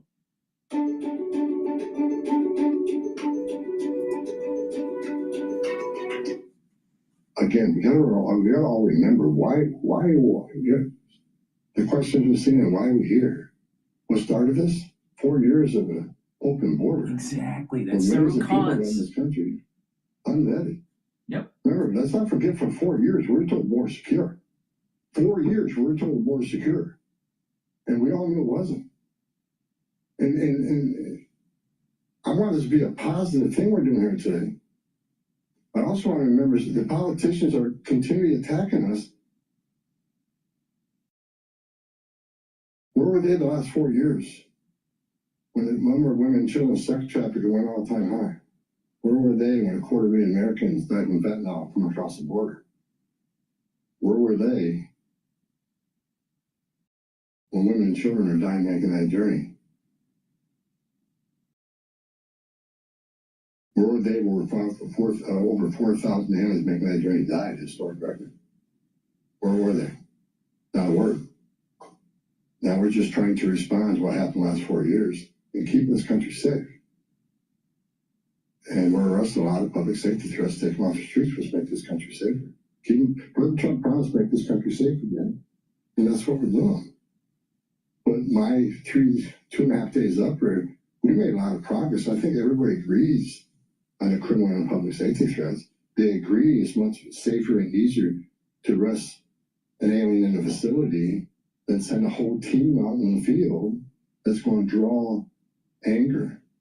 Because now we got to send a bunch of people and do something that could have been done by 1 or 2 people. And I've said this for years. I have no ill will to anybody. I mean, it's all the people I talk to. We're never going to agree on everything. We have different philosophies and different opinions on immigration, but we all agree this is a way to go to reduce safety, reduce crime, not reduce safety, reduce crime, and increase safety for our operations. More people in the jail means less people on the street. It's simple math. As long as Zach CBS News up.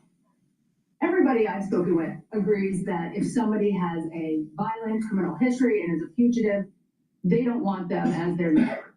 But when you're talking about a targeted operation, are you talking about targeting people whose crime is coming to this country? Or is it a more specific definition now? All operations will be targeted, but the prioritization are going to be criminal aliens, public safety threats, and national security threats.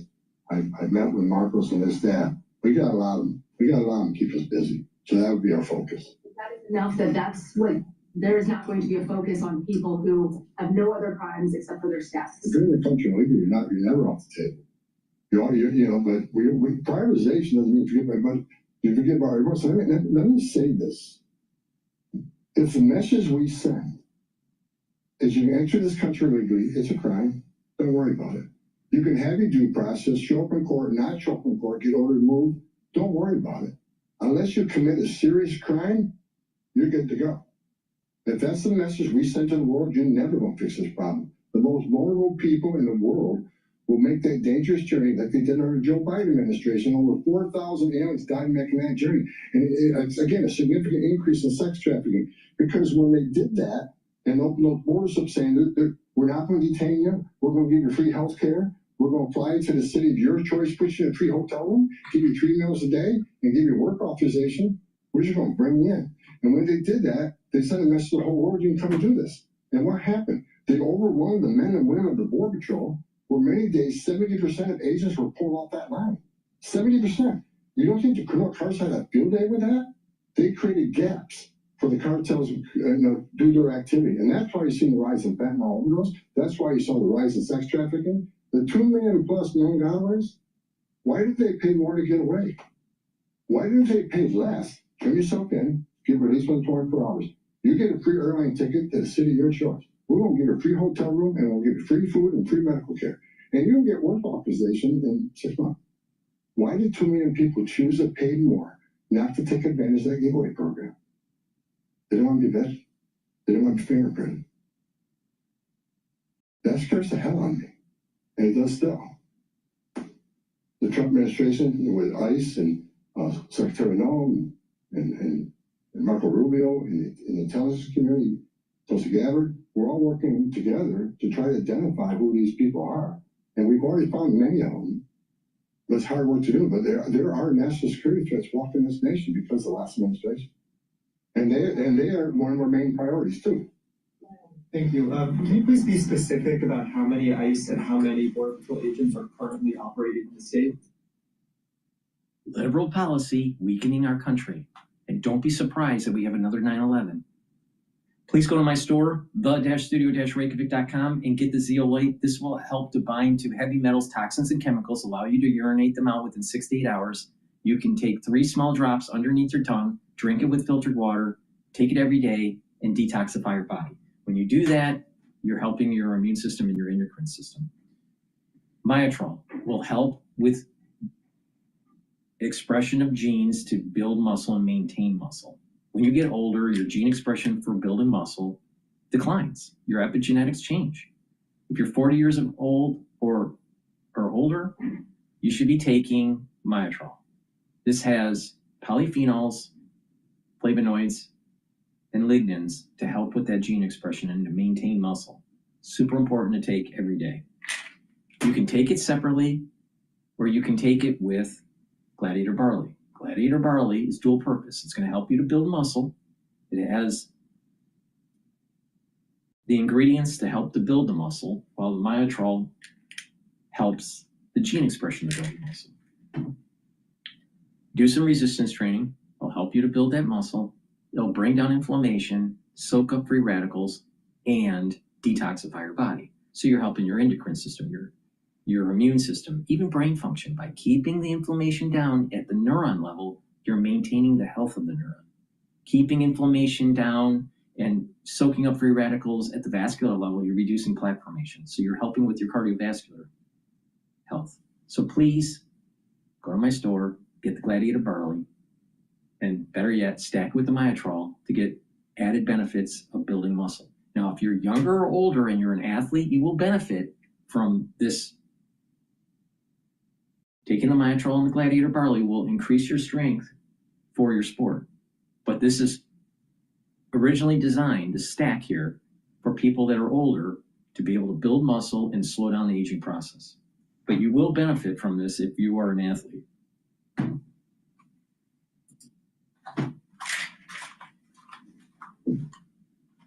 I think we're there.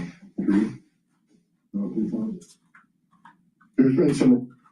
There are moments you remember all your life. Abercrombie and Kent. Life will travel.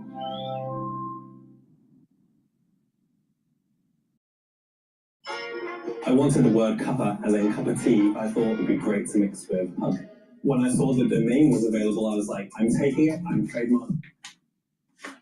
There's been some rotations. Another thing I witnessed when I came here, I'll share this with you. I met with a lot of people, a lot of the agents. They've been in theater. Some of these people have been in theater for 8 months. So there's going to be rotation of personnel. Hopefully less now that we have some agreements, maybe we make it more efficient and safe. But they've been in theater a long time. And so, you know, there's rotations happening all the time to get people out here and go home, get some rest and see their families. Day after day, can't eat in restaurants, day after day, having people spit on you, oh, whistles at you, day after day, having all these threats at you, day after day, having people trying to interfere with you, day after day, you know, they're human. So, you know, we got to rotate these people, and we've already rotated some, but my main focus now is drawdown based upon the great conversations I've had with your state and local leaders. Again, I'm not a fool. I'm not walking away without seeing this put in place, but I take the word of the people I met with. I think they're honest. I think they're good brokers that they want public safety protected. And they also want what's happening in the city to go away. And that's my goal. Last question, Matt. Mueller Newsmax. The new video of Alex Preddy is now circulating. Your reaction to that? And do you think law enforcement could have played a role, like let's say Minneapolis police were able to respond to that? Have those top law enforcement officials said they'll help or do anything to help these agents who are out here? I'm not going to comment on any of these shootings. I said from day one, I said on any of these shootings, as a career law enforcement officer, we'll let the investigation roll out, let the investigation play out, and let it go where it goes. I'm not going to come out and make any comments I think is right, wrong. Do I have an opinion? Yeah. My personal opinion, but I'm not going to share that with you. I'm going to tell you to let the investigation play out and see where it goes. But again, the president, one of the words he said to me when he came up here, he said he didn't want to see anybody die. The less interference, the less rhetoric, the less, you know, there's just, I have buried Border Patrol agents and I buried ICE agents throughout my career, and the saddest thing I ever done is help over paying a folded flag to a wife or a child. I don't want to see anybody die. Even the people we're looking for. I don't want to see anybody die. And despite what people think of Tom Holman, I say a prayer every night that everybody goes home safe.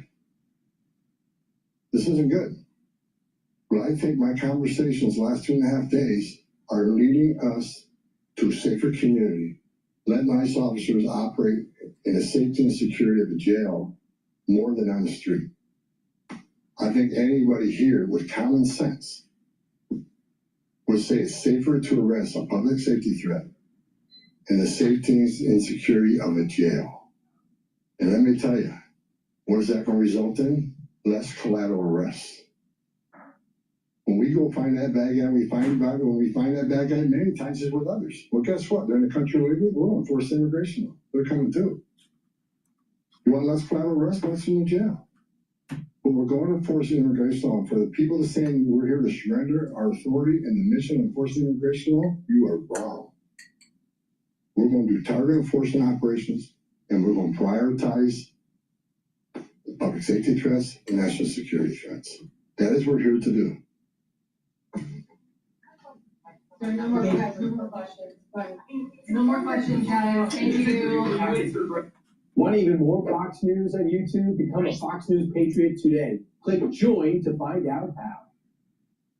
Ooh, let's listen to France 24 about Iran Finance the old strikes. way. Let's see here. Finance the ramp way.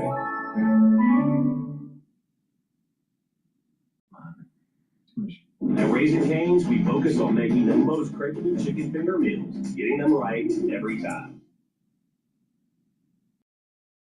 And let's stay with Iran, because a bit earlier on today I spoke to Reza Sayed, who's our correspondent in Tehran. I was asking him about tensions between the United States and Iran, and I asked him how Iran might respond should Donald Trump make true on his threat to attack Iran. Here's what he told me.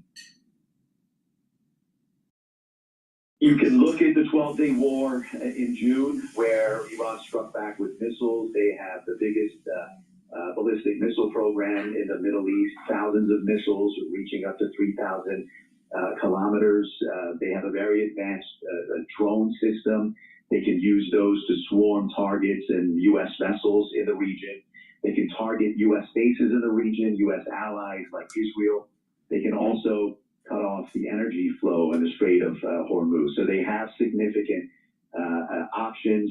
If there is an attack and Iran responds, obviously that sets off an unprecedented cycle of violence where the uncertainty is going to be more than ever. Well, still with me is James Andre, who is talking about the Iran story with me today. And how significant do you think it is, James, that we're hearing from other big players in the Middle East today, Saudi Arabia in particular, that appears to be still trying to lobby Washington not to attack Iran? Yes, absolutely. The Saudis say that they do not want to see this attack take place, and actually they're talking about not letting the Americans use their airspace. And we also have the United Arab Emirates, where there are. Do you think that they're saying that just in public and behind the scenes? They're saying they want to kick the shit out of Iran? Probably.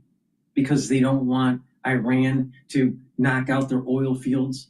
And guess what? If you've been paying attention to me, and this gets really bad, and oil fields are knocked out, not just in Iran, but also in Saudi Arabia, you're going to see $100 barrel of oil.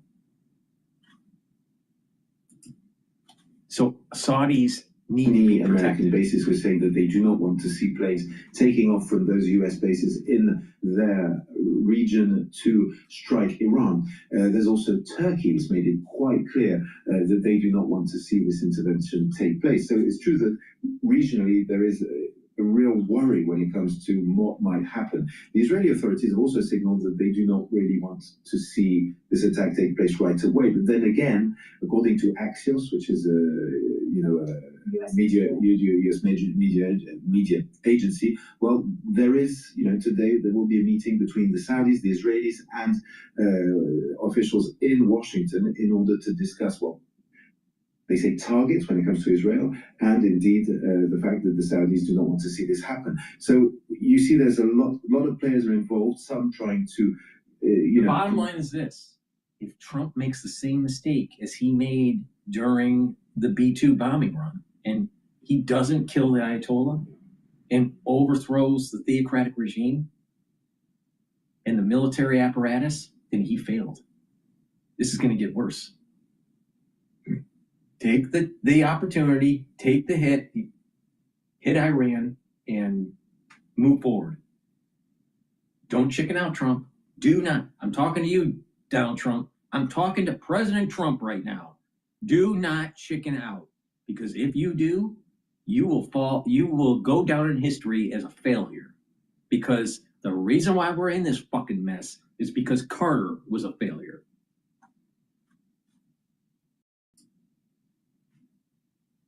The United States not to act, and at the same time there have been reports as to what's actually going on inside the administration, with a lot of jockeying between Donald Trump thinking about if he wants to go or not. Does he believe, because some players in the administration believe that if there are strikes that could actually help the regime stay in place. Others believe that indeed this could absolutely push it to not. a tipping point. That makes zero sense. It's a very, very complex situation, of course. There are thousands of protesters killed by the Ayatollah during this recent protest, maybe as high as 10 or 20,000. No, I think there's enough hate within the the protest movement within the secular movement to overthrow the Ayatollah. And they know that if America comes and decapitates the Ayatollah, it's giving them a chance to actually have self-rule and a constitution. They're not going to throw that away. So, what? Why wouldn't they do it? They're not going to align. The secular movement within Iran isn't going to align with the Ayatollah because Trump bombs them. Wake up. God. It's a much bigger, more powerful country in a sense than Venezuela is, for example. And the regime that's in place, it's been in place since 1979. It is very deeply unpopular, we've seen with the protests, but it is also very, very solidly ingrained inside the country and pretty robust in its structure. So what we do have is that if indeed Donald Trump were to take this decision of striking Iran, yeah, the repercussions would be very, very important, and there's no guarantee that that would actually bring the regime down straight away, at least. So it's a very complex equation to try and calculate when it comes to this possible, indeed, U.S. strikes in Iran. All right, thank you very much. Wake up, you're a whiner. At France 24, it's not a complex calculation. Kill the Ayatollah. Use the IMF, the World Bank, and the apparatus of the UN to help bolster up the secular movement for a constitution, for a constitutional republic. They're educated, they want freedom, they're tired of the Ayatollah. Let's wake up. Now, they have an economic problem, so that's why you have to bolster up their currency and get the oil flowing and make sure that money's flowing in to stabilize the economy.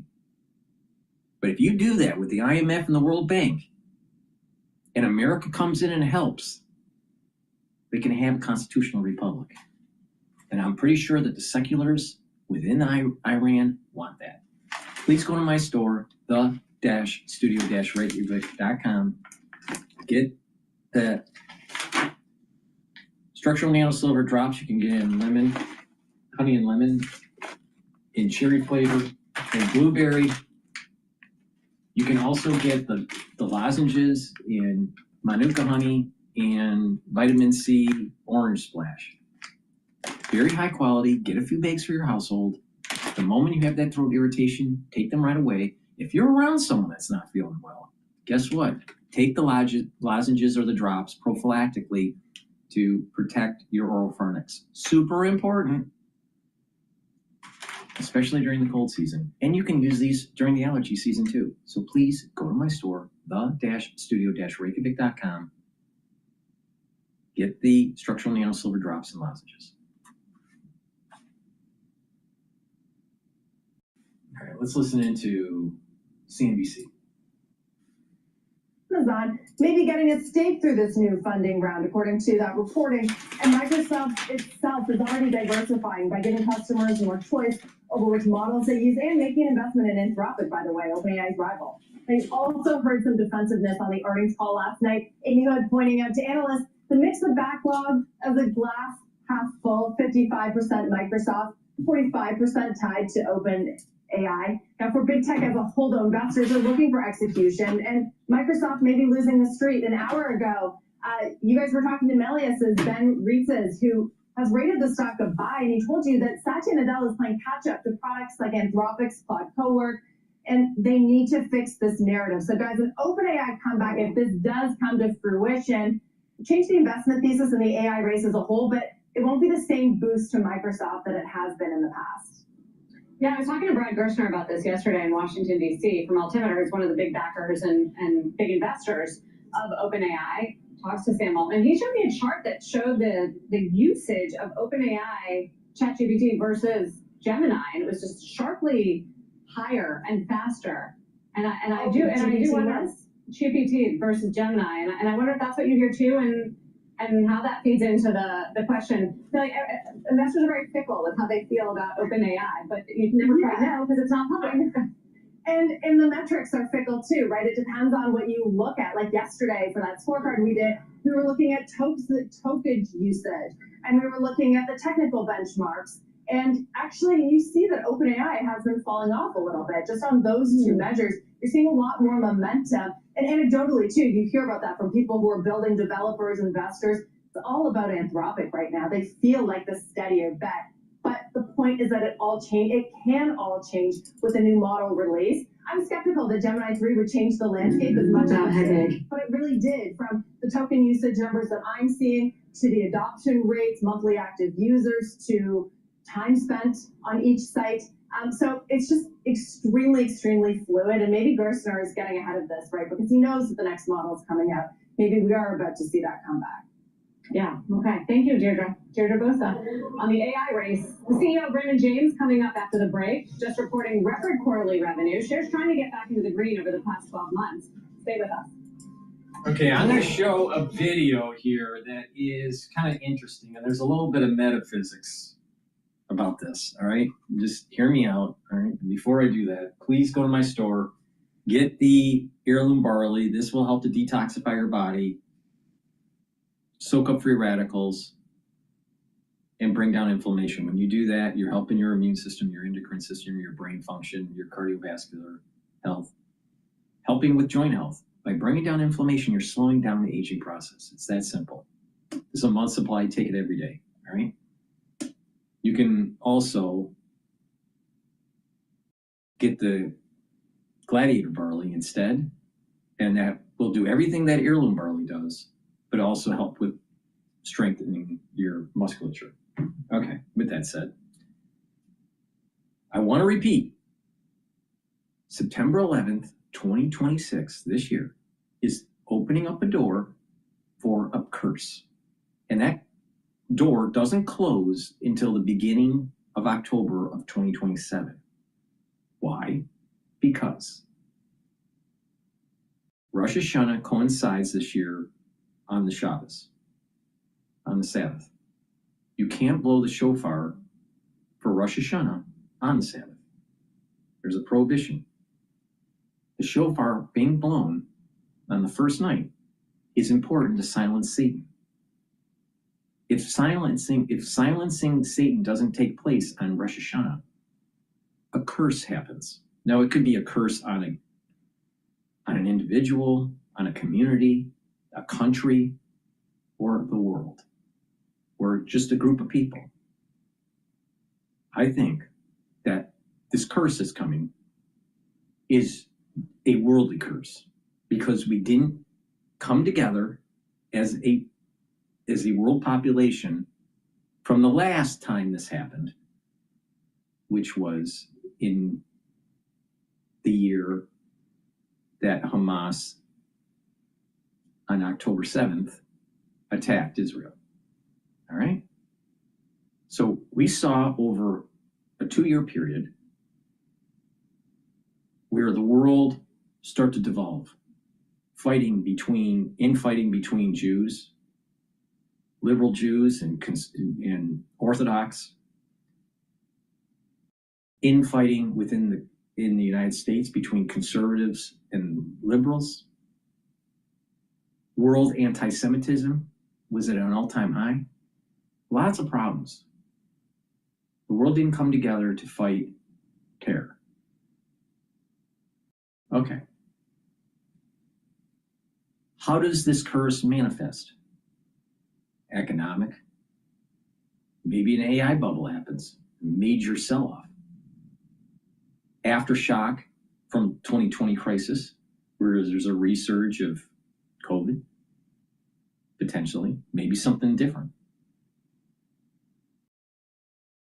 A world war, or a combination of everything. We keep on thinking that Iran maybe has a nuclear weapon, probably a dirty bomb, but they have a lot of smart people with low barriers of entry for biological warfare. Ever thought that? So we're going into a time frame, into a world where it's not out of the realm of possibility that something really bad's going to happen. Okay? So Keep that in mind. It could be a terrorist attack that's very similar to 9/11 because of the unfettered border that we had under Biden. Something big is coming. Okay? Now, with that, last night there was an incident that took place at the headquarters of Chabad in New York. What is interesting is that you had over many generations different Ribbis that led the organization, led the Chabad movement, right? The last Ribbi was Menachem Schneerson. The Ribbi before him was his father-in-law, Yitzhak Schneerson. He died on January 28th of 1950. Okay? We are doing this show on January 29th. The incident that took place that I'm going to be talking about happened yesterday, January 28th. Okay? I'm a big believer in fib sequences and the rhyming of history. Okay? So, Yitzhak Mendelson, or Yitzhak Schneerson,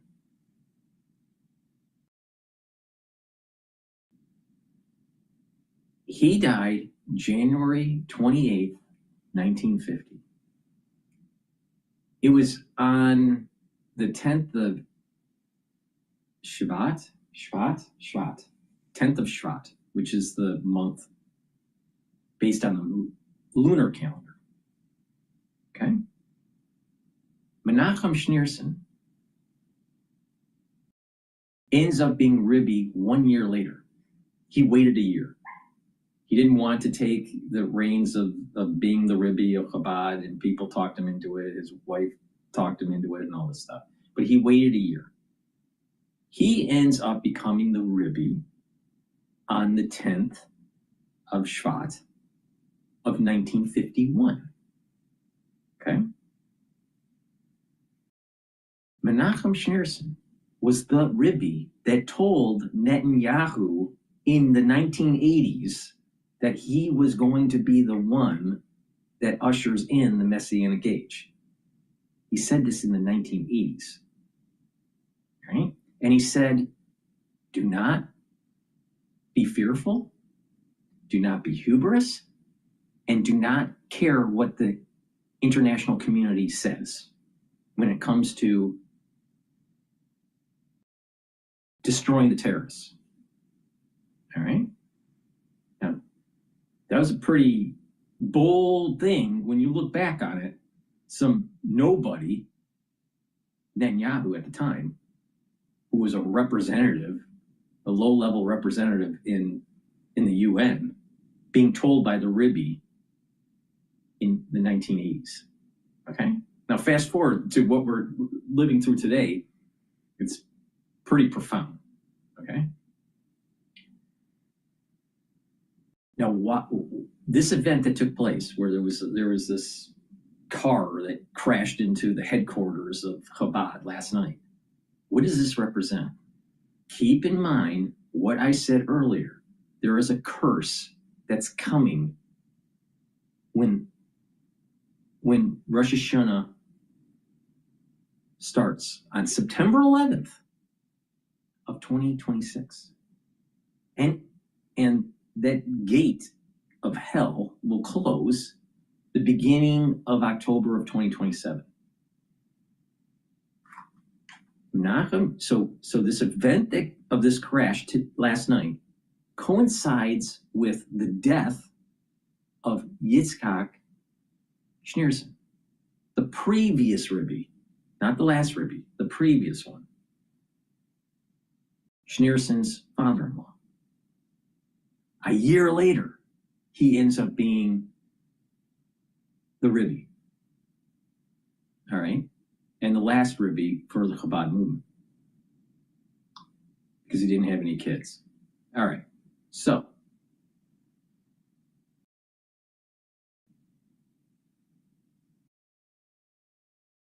a year from now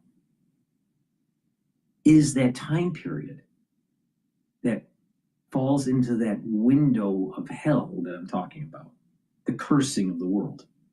Because remember, it starts September 11th of this year and doesn't end until October of 2027.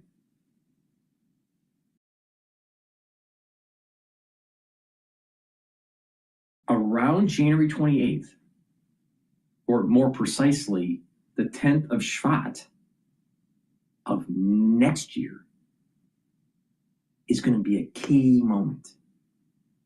I don't know if that's positive or negative. It could be negative, it could be positive. You can look at this two different ways. It's probably a positive thing that's going to be happening. Something negative happens after September 11th, 2026. Things are starting to emerge. Something happens positively within this window, the 10th of Shvat, which is going to be around January 17th to the 28th of next year. Something positive or some sort of inflection point happens. Most likely positive. It could be negative. And there's this period of time where there's turmoil. What happened last night is a hint, is a rhyme of what has happened in 1950. Now, maybe if we look back at what was going on in 1950, you're talking about the beginnings of the Korean War. It was in Asia. There was the Cold War was ramping up. You know, there was the Damocles of nuclear weapons. There are a lot of things that we could try to glean from what was happening when Yitzhak Schneerson passed away in 1950. But something big is coming. All right? Now, let me play this on Fox, and I'm sure that no one on the internet has said this. All right? So this is what I'm saying is an original thought that no one in the world has done.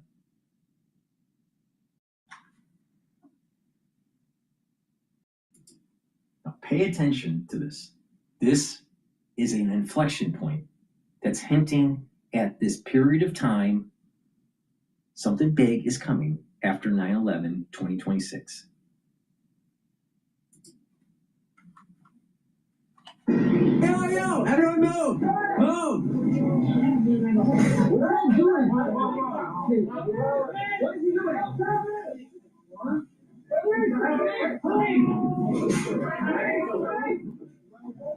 Scary situation this morning. NYPD Hate Crime Unit and DOJ Civil Rights Team investigating after a man is arrested for ramming his car into New York City's most visible Jewish center as thousands were packed inside. Out of an abundance of caution, the NYPD has significantly increased security around houses of worship throughout all 5 boroughs. You will see an enhanced uniform presence. Our next guest worked at the FBI for a decade here in New York City. Former investigator Bill Daley joins us now. And Bill, a frightening situation. Now, Tish went on to say that there were no terroristic threats made, no bombs were found in the vehicle, but yet a frightening situation at a time when the vulnerability of houses of worship is so sensitive. You're exactly right, Griff. Good to be with you this morning. And certainly this particular act is being investigated as a possible hate crime. There's some circumstances around that where some police are saying this could have been an emotionally disturbed person, but some may say, isn't that the case with many of these incidents? It doesn't really matter, unfortunately, who the person is at the time. It's what type of damage and havoc they wreak. I think, broadly speaking, and I think, this particular Chabad, which is a center for many of the Orthodox Jews who follow Rabbi Schneerson, who was elected that post of head of that Chabad about 75 years ago, is kind of the epicenter for many people. So they get a tremendous amount of visitors. It's quite prominent in the Crown Heights area of Brooklyn. So for this to be kind of a target isn't, unfortunately, too surprising. We're really concerned about, Griff, is that we've seen now kind of It's on the anniversary of the death of the previous Ribby. And there was a hiatus between the previous Ribby and Menachem Schneerson before he took the reins of 1 year. That's the key. And people aren't catching this. Something big is coming.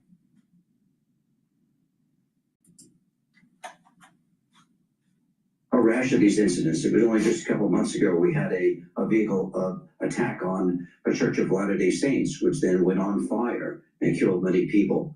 We have had other incidents, including the one just about a week ago in Minneapolis, where a church was stormed by protesters. So it's unfortunate that houses of worship have become kind of this epicenter for kind of this intersection of political issues, of people's grievances. And I think, as far as security is concerned, all of these places, no matter what denomination you are, need to take security seriously.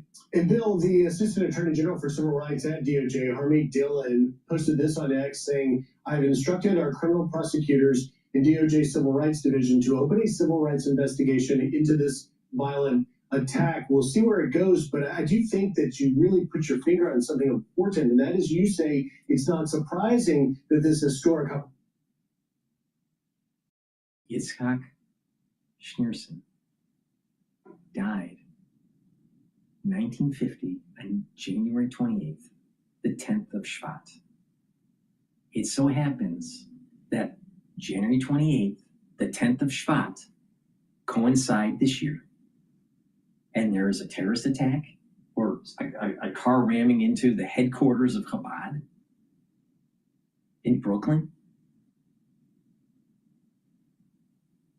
Something big is coming. And the countdown started yesterday. And it's going to be a year. The next 10th of Shvat,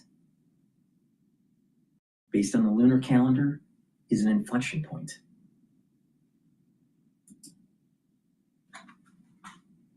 Was the target, and I just can't but think about the vulnerability on houses of worship, because when you see that video, this car is able to just sort of easily access that downward sloped driveway, and we're told from the reports that actually the repeated ramming did knock the doors off the hinges, and you wonder if enough is being done to protect houses of worship, particularly one, as you say, that's not surprisingly being targeted.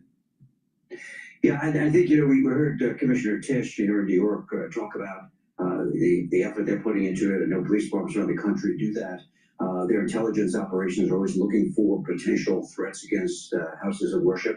But ultimately, it does come down to the individual churches, synagogues, mosques to put their own security in place. And sometimes, it gets down to the basics of, listen, if you can't understand who potentially the assailants are and stop them before they come to commit an attack, putting things such as large bollards in front of a building, I know it may take away from some of the aesthetics of some of these places. It can be done aesthetically pleasing, but you want to be able to protect institutions, houses of worship from being crushed into, much like we talked about the one that happened last night, or we just talked about that happened with the Church of Latter-day Saints.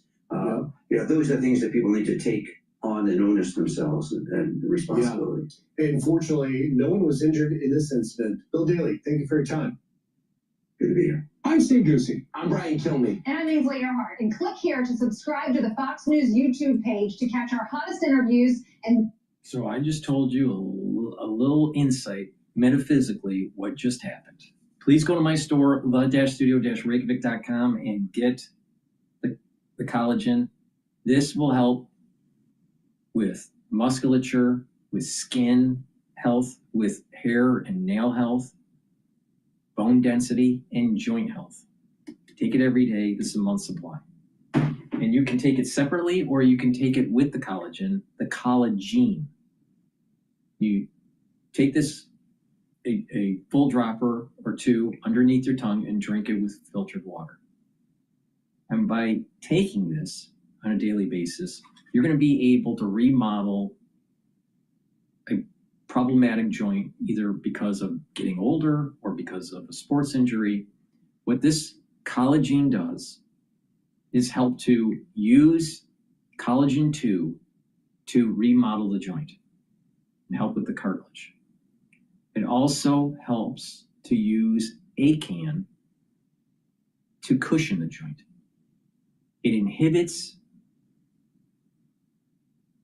the pathway for pain by blocking EP4. And it also inhibits 2 enzymes that cause further joint rust, what is called joint rust, or degrading the joint. You want to inhibit that. This collagen will inhibit the enzymes MMP3 and MMP13. So it's stopping further erosion of the joint. Collagen also helps to bring in glucosamine to help to remodel the joint, and chondroitin to help with the cushioning of the joint. So you are literally helping to remodel joints that are problematic, like shoulder or hip or knee or elbow, right? So please go to my store, the-studio-reykjavik.com, get the collagen, take it, and help to remodel your joints. And you can stack it with the collagen. And with the collagen, you're getting added benefits for skin and musculature and bone density. So please go to my store, get the collagen and the collagen. Use discount 5, you get $5 off any order. Click the link in the description. Go to my website, the-studio-reykjavik.com. This is pretty powerful. And if you have a problem with your joints, it behooves you to get this.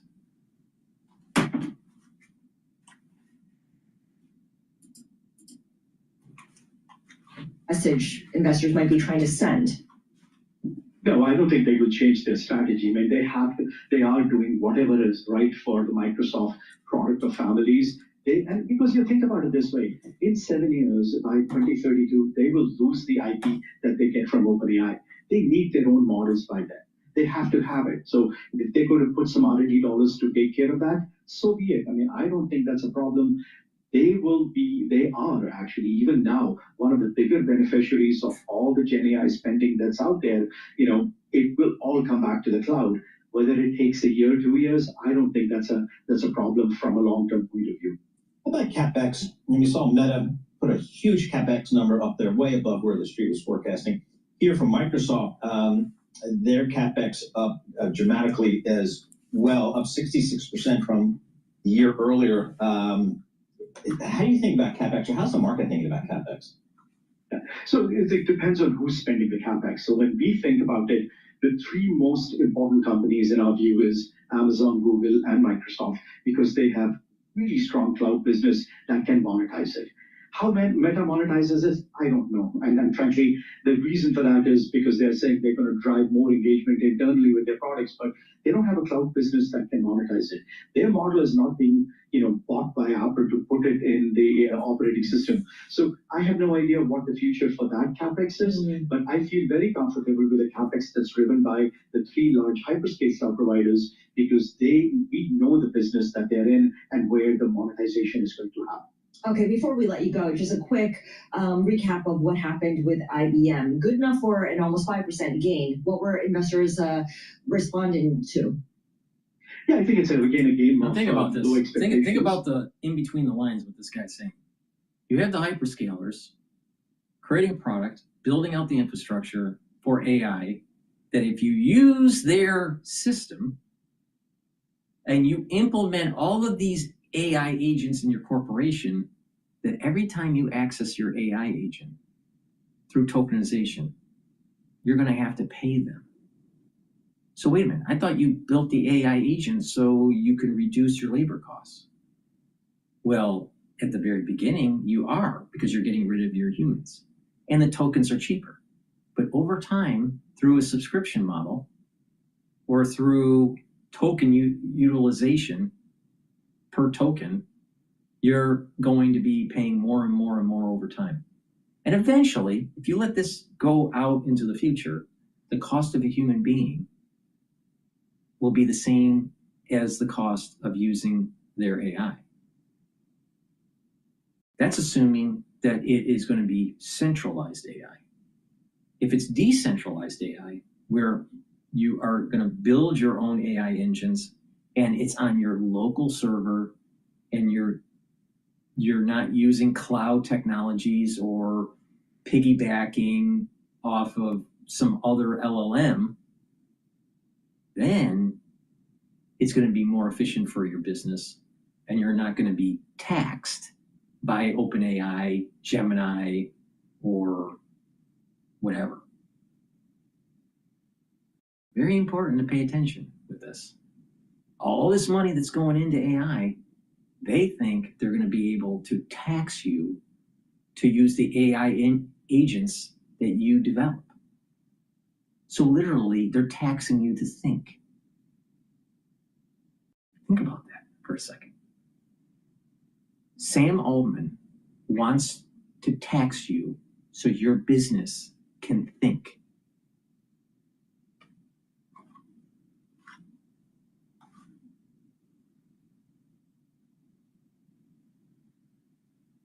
Crazy. All right, let's listen into CNBC. Et cetera, et cetera. They do at some point have to be able to show, yes, $135 billion in CapEx this year, but we have a new product that's revenue generating in and of itself, and it's not just, hey, look, cooler Instagram. So they have to do it at some point this year. We do have a problem in software. I mean, quite obviously. And Microsoft is making it worse. Undoubtedly today, the IGV, that is the... All right, let's listen into... It's going to be the death of software, but it's also going to be the death of autonomy for businesses. Going to be too reliant on the AI systems, and they're going to tax you using tokenization. Let's listen in about this Golden Dome. Well, welcome back. The world's largest defense contractor, Lockheed Martin, reported better than expected earnings moments ago. While the stock is up 6%, the company also announced a plan to quadruple production on its anti-ballistic missile defense system, known as THAAD. The company breaking ground on a new munitions acceleration center in Arkansas to meet surging defense demand on the heels of a landmark 7-year agreement with the Department of War to more than triple the PAC-3 MSE missile output to about 2,000 interceptors a year. The stock is up about 40% just in the last 6 months. Joining me now is the CEO of Lockheed Martin, Jim Taiclet. Jim, great to have you. Welcome. Thanks so much for being here. Good morning, Maria, and welcome to Camden, Arkansas. Yeah, I can see you're at the plant right now. What do you want to say about the THAAD production?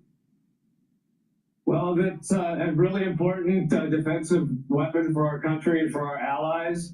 THAAD can intercept high-speed ballistic missiles at intermediate long ranges and destroy them and protect our people. So we're very, very committed and excited to quadruple production from about 96 a year to 400 a year. And we'll be doing that over the next 3 years. Well, that is really exciting, and it's certainly at a moment in time when most people are expecting you to have a big role in the president's Golden Dome that he's planning to protect the U.S. from potential missiles. Let me ask you about the F-35, which is so important for the company. What is it, 27% or 30% of revenue?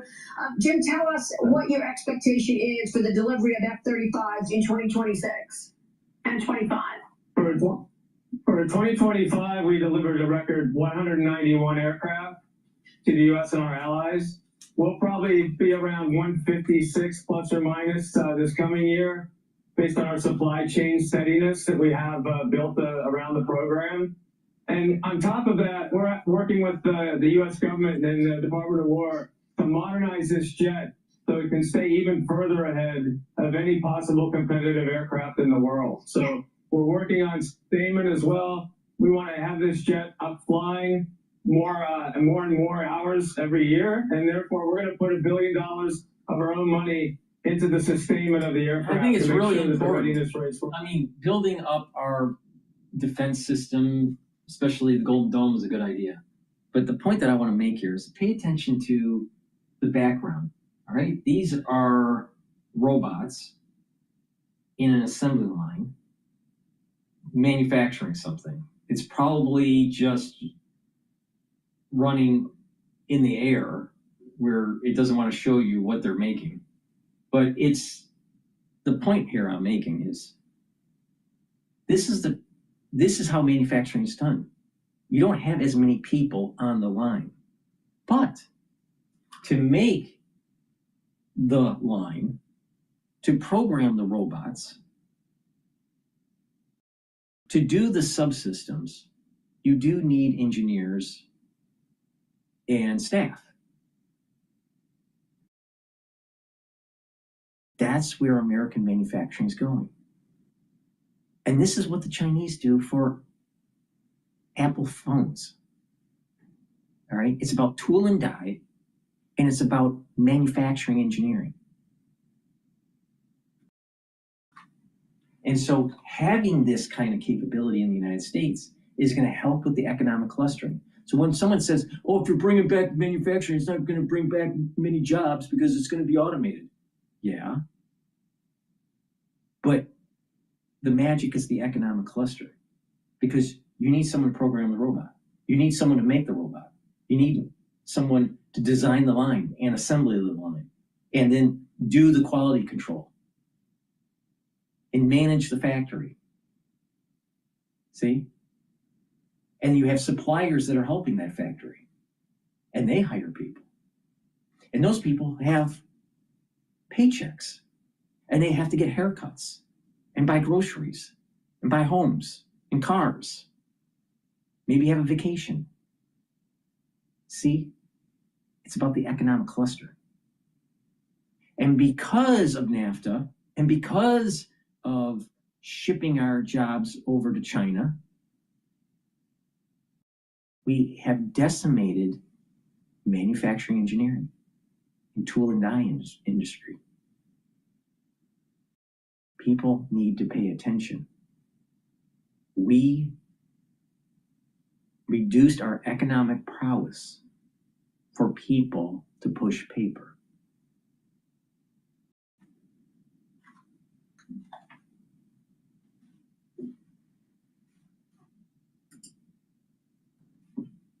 Well, I know President Trump is very happy about that. I'd like to get your take on the Department of War's new acquisition strategy and how they've been allocating capital. And of course, you announced a buyback this quarter, and I want to get your take on that, because I'm not sure what President Trump is going to say about that. He's had real opinions about how the defense companies should be spending their money. I asked him about that when I was in Davos last week. Listen to what the president told me last week on that. Watch this. I want to turn to the economy, Mr. President, because when I first interviewed you, when you first came back, it was about a month after the inauguration for your second term, I asked you, Mr. President, what do you want the economy to look like in 4 years? And you were very clear. You said, I want the private sector to rule the day. And since then, in the last year, you've taken a 10% stake in Intel. You've taken a stake in MP, Mountain Pass. You told the defense companies 2 weeks ago, don't pay any dividends, don't do buybacks until you produce the weapons that we need. So please explain to our audience, how is that free market capitalism? Well, it's very free market. We have defense companies that were making a fortune. They were buying back stock with all their money, and then they come to us for money if they want to, we want to buy something, or we want to have plans built, and they'd say, could you loan us some money? And they'd be doing tens of billions of dollars in stock buybacks. So I'm not letting them do it.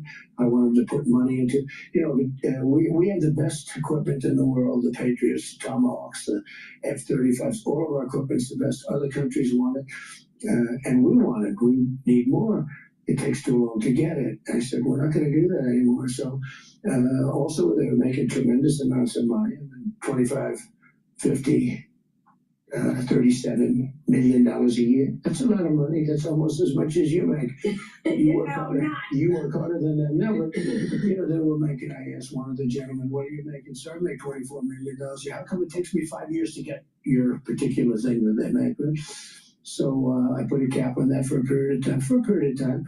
I said, you have to build more plants. When we need Tomahawks, I want them within 24 hours. When we need any kind of a Patriot or whatever I want to have it quickly. I don't want to be waiting 3 years for it. What kind of a thing is that? And you make all this money.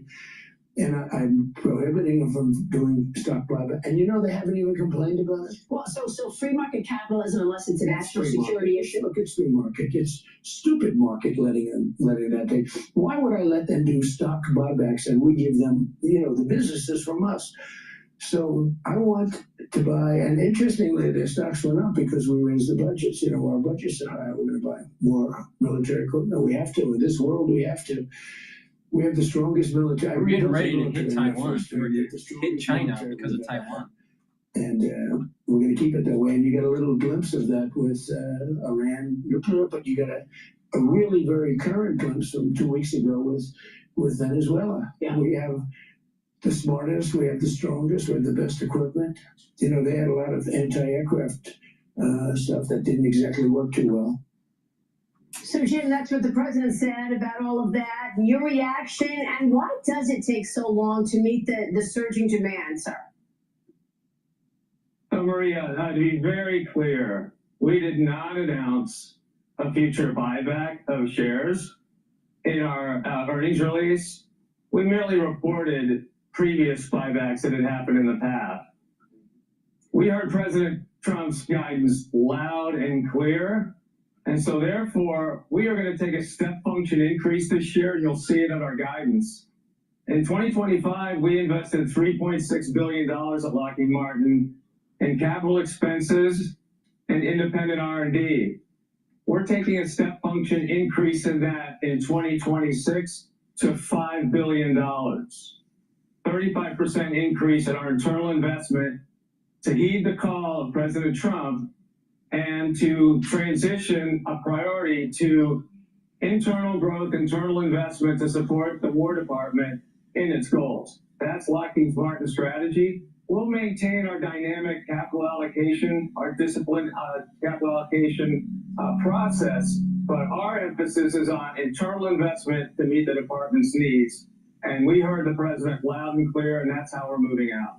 That is wonderful. What are your thoughts in terms of meeting the demand that we are seeing out there? The president is very clear that we can't actually make armaments fast enough to meet what's going on in the backdrop. China on the march, Russia on the march. What can you tell us? So we at our company have been advocating for a change in the business model between the Defense Department and industry writ large.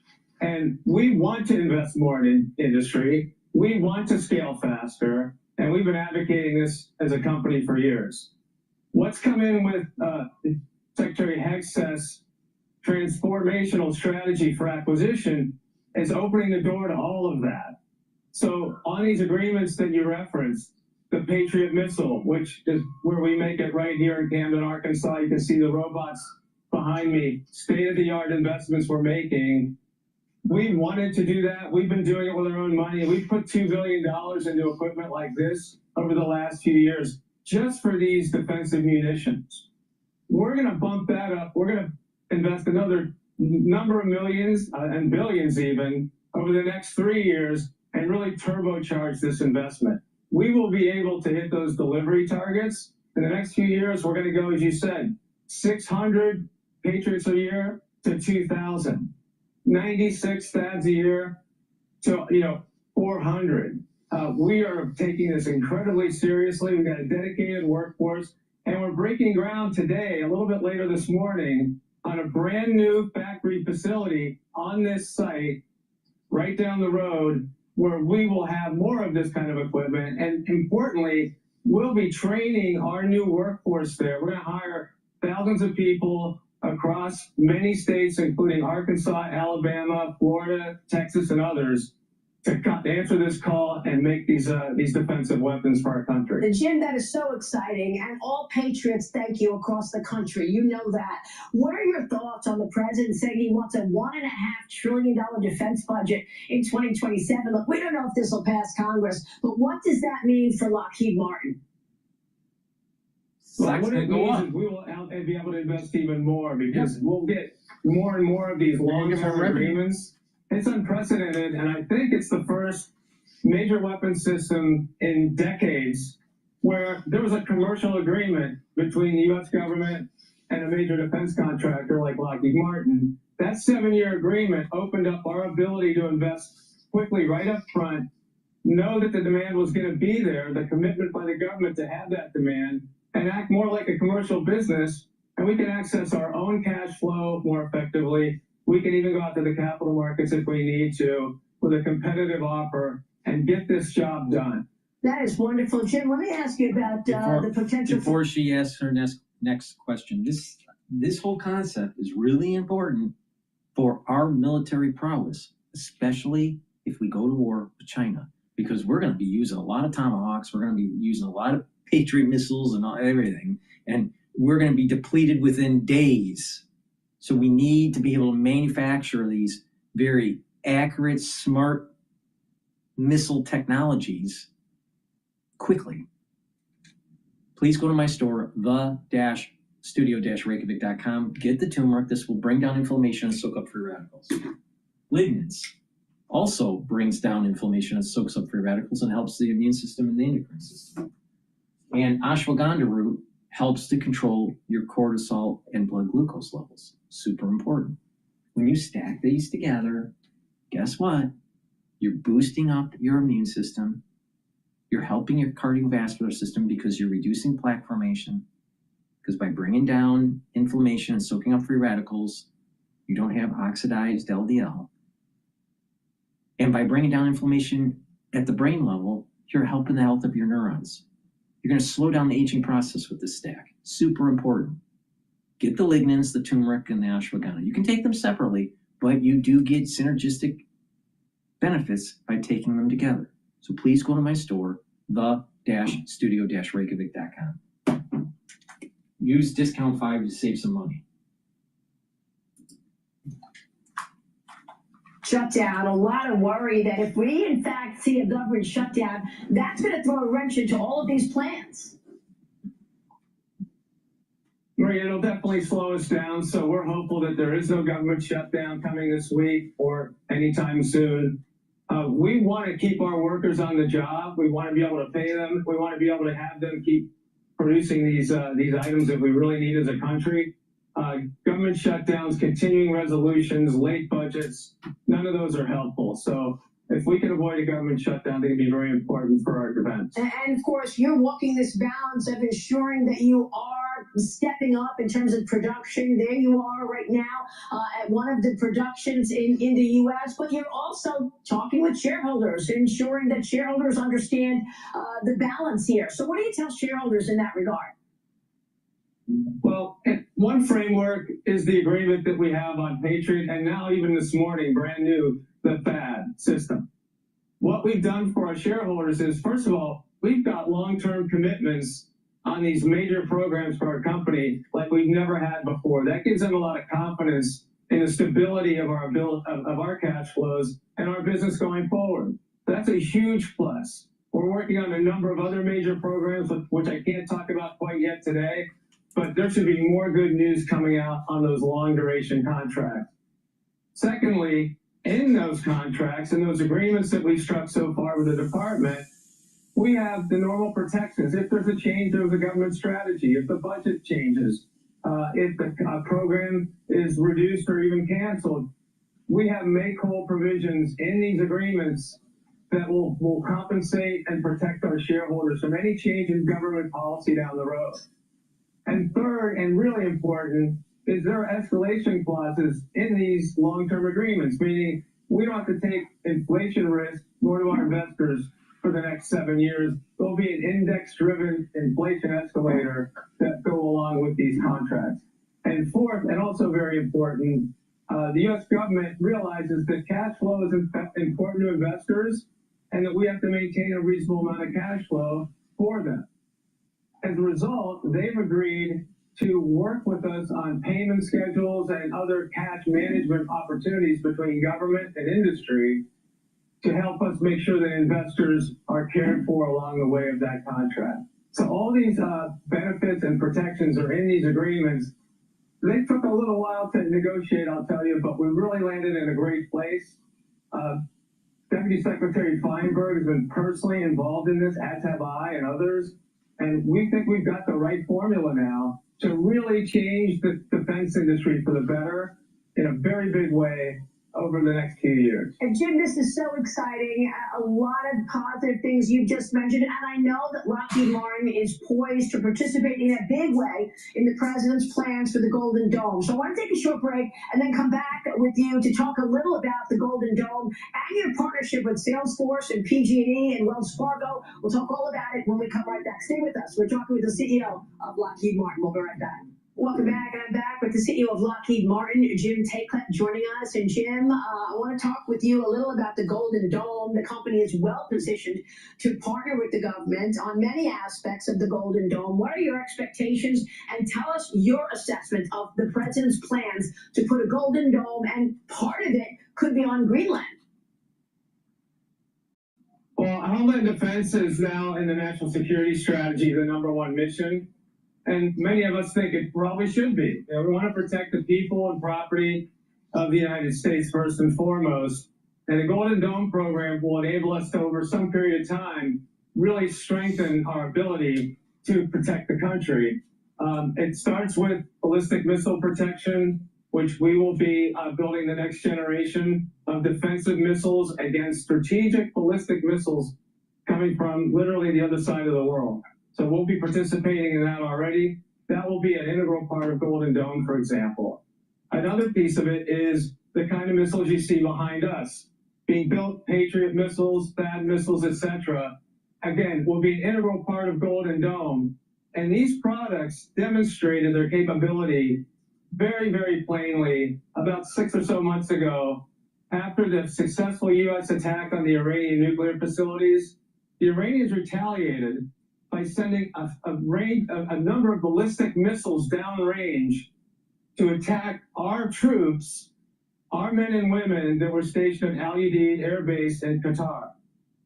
All of those missiles were neutralized by Patriots, and one of them actually never got close enough to matter.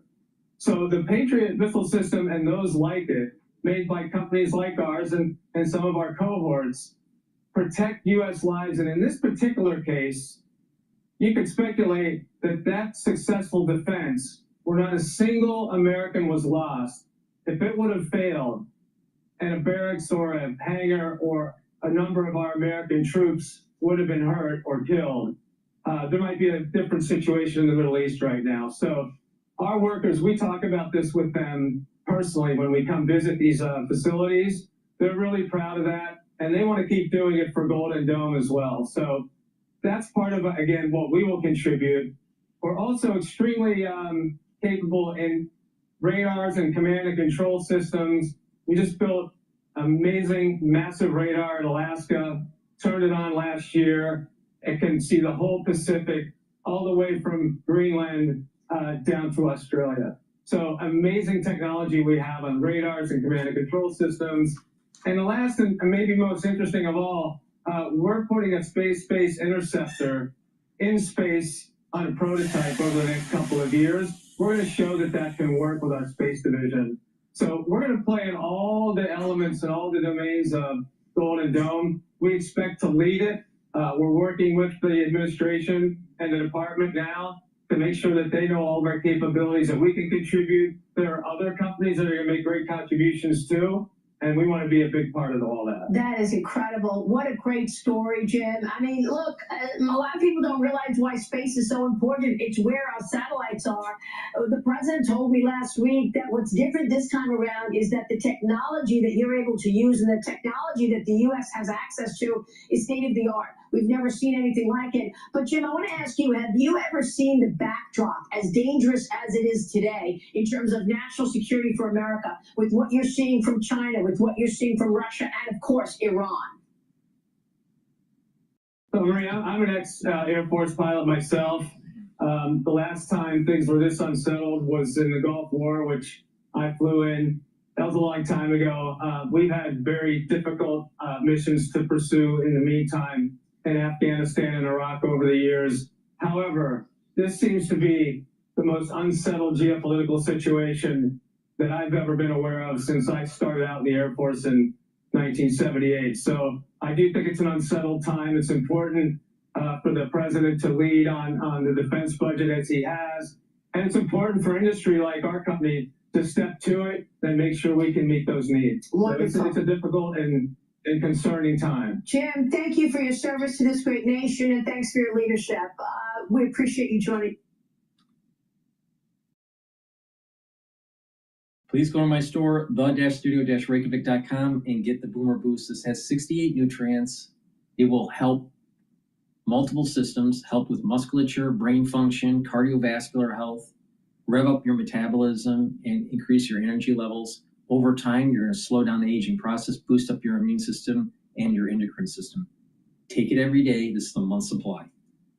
It's very effective. You'll have a steady burn of energy. You'll have lots of vitality. And you'll be more active. And better brain function. It'll get rid of that brain fog. It'll allow you to concentrate and you'll sleep better. Also take C60. It stacks really well with Boomer Boost. C60 you can get in avocado oil, MCT coconut oil, and extra virgin olive oil. You can get it in a 2 ounce, a 4 ounce, or an 8 ounce configuration. Take a teaspoon a day every day, preferably on an empty stomach. This will soak up free radicals, help the health of your mitochondria, boost up your energy levels. This will help with your immune system, your endocrine system, brain function, cardiovascular health. It'll also improve your basal layer for your skin. And by doing that, your skin cells that are rejuvenated are replenished. Your skin will improve. You will look younger in a year. And better yet, your immune system and your endocrine system will be better, will be more robust, will be in homeostasis. And when they are, you slow down the aging process. So please go to my store, get the C60, take a teaspoon a day every day. It's 1,000 times stronger than vitamin C. So please go to my store, get the C60 and the Boomer Boost. That's the end of my broadcast. Make sure you go to my store, the-studio-reykjavik.com. Get the supplements that I offer. These are supplements that I take every day to slow down the aging process. It works. It's affordable. And it's way better than anything that Brian Johnson's doing. Because Brian Johnson is a tech bro. That's a billionaire tech bro that spends $2 million trying to slow down the aging process. It's really important. Just follow my lead and you will do fine. Please go to my store. Make sure you use discount 5. Thank you for listening and have a nice day.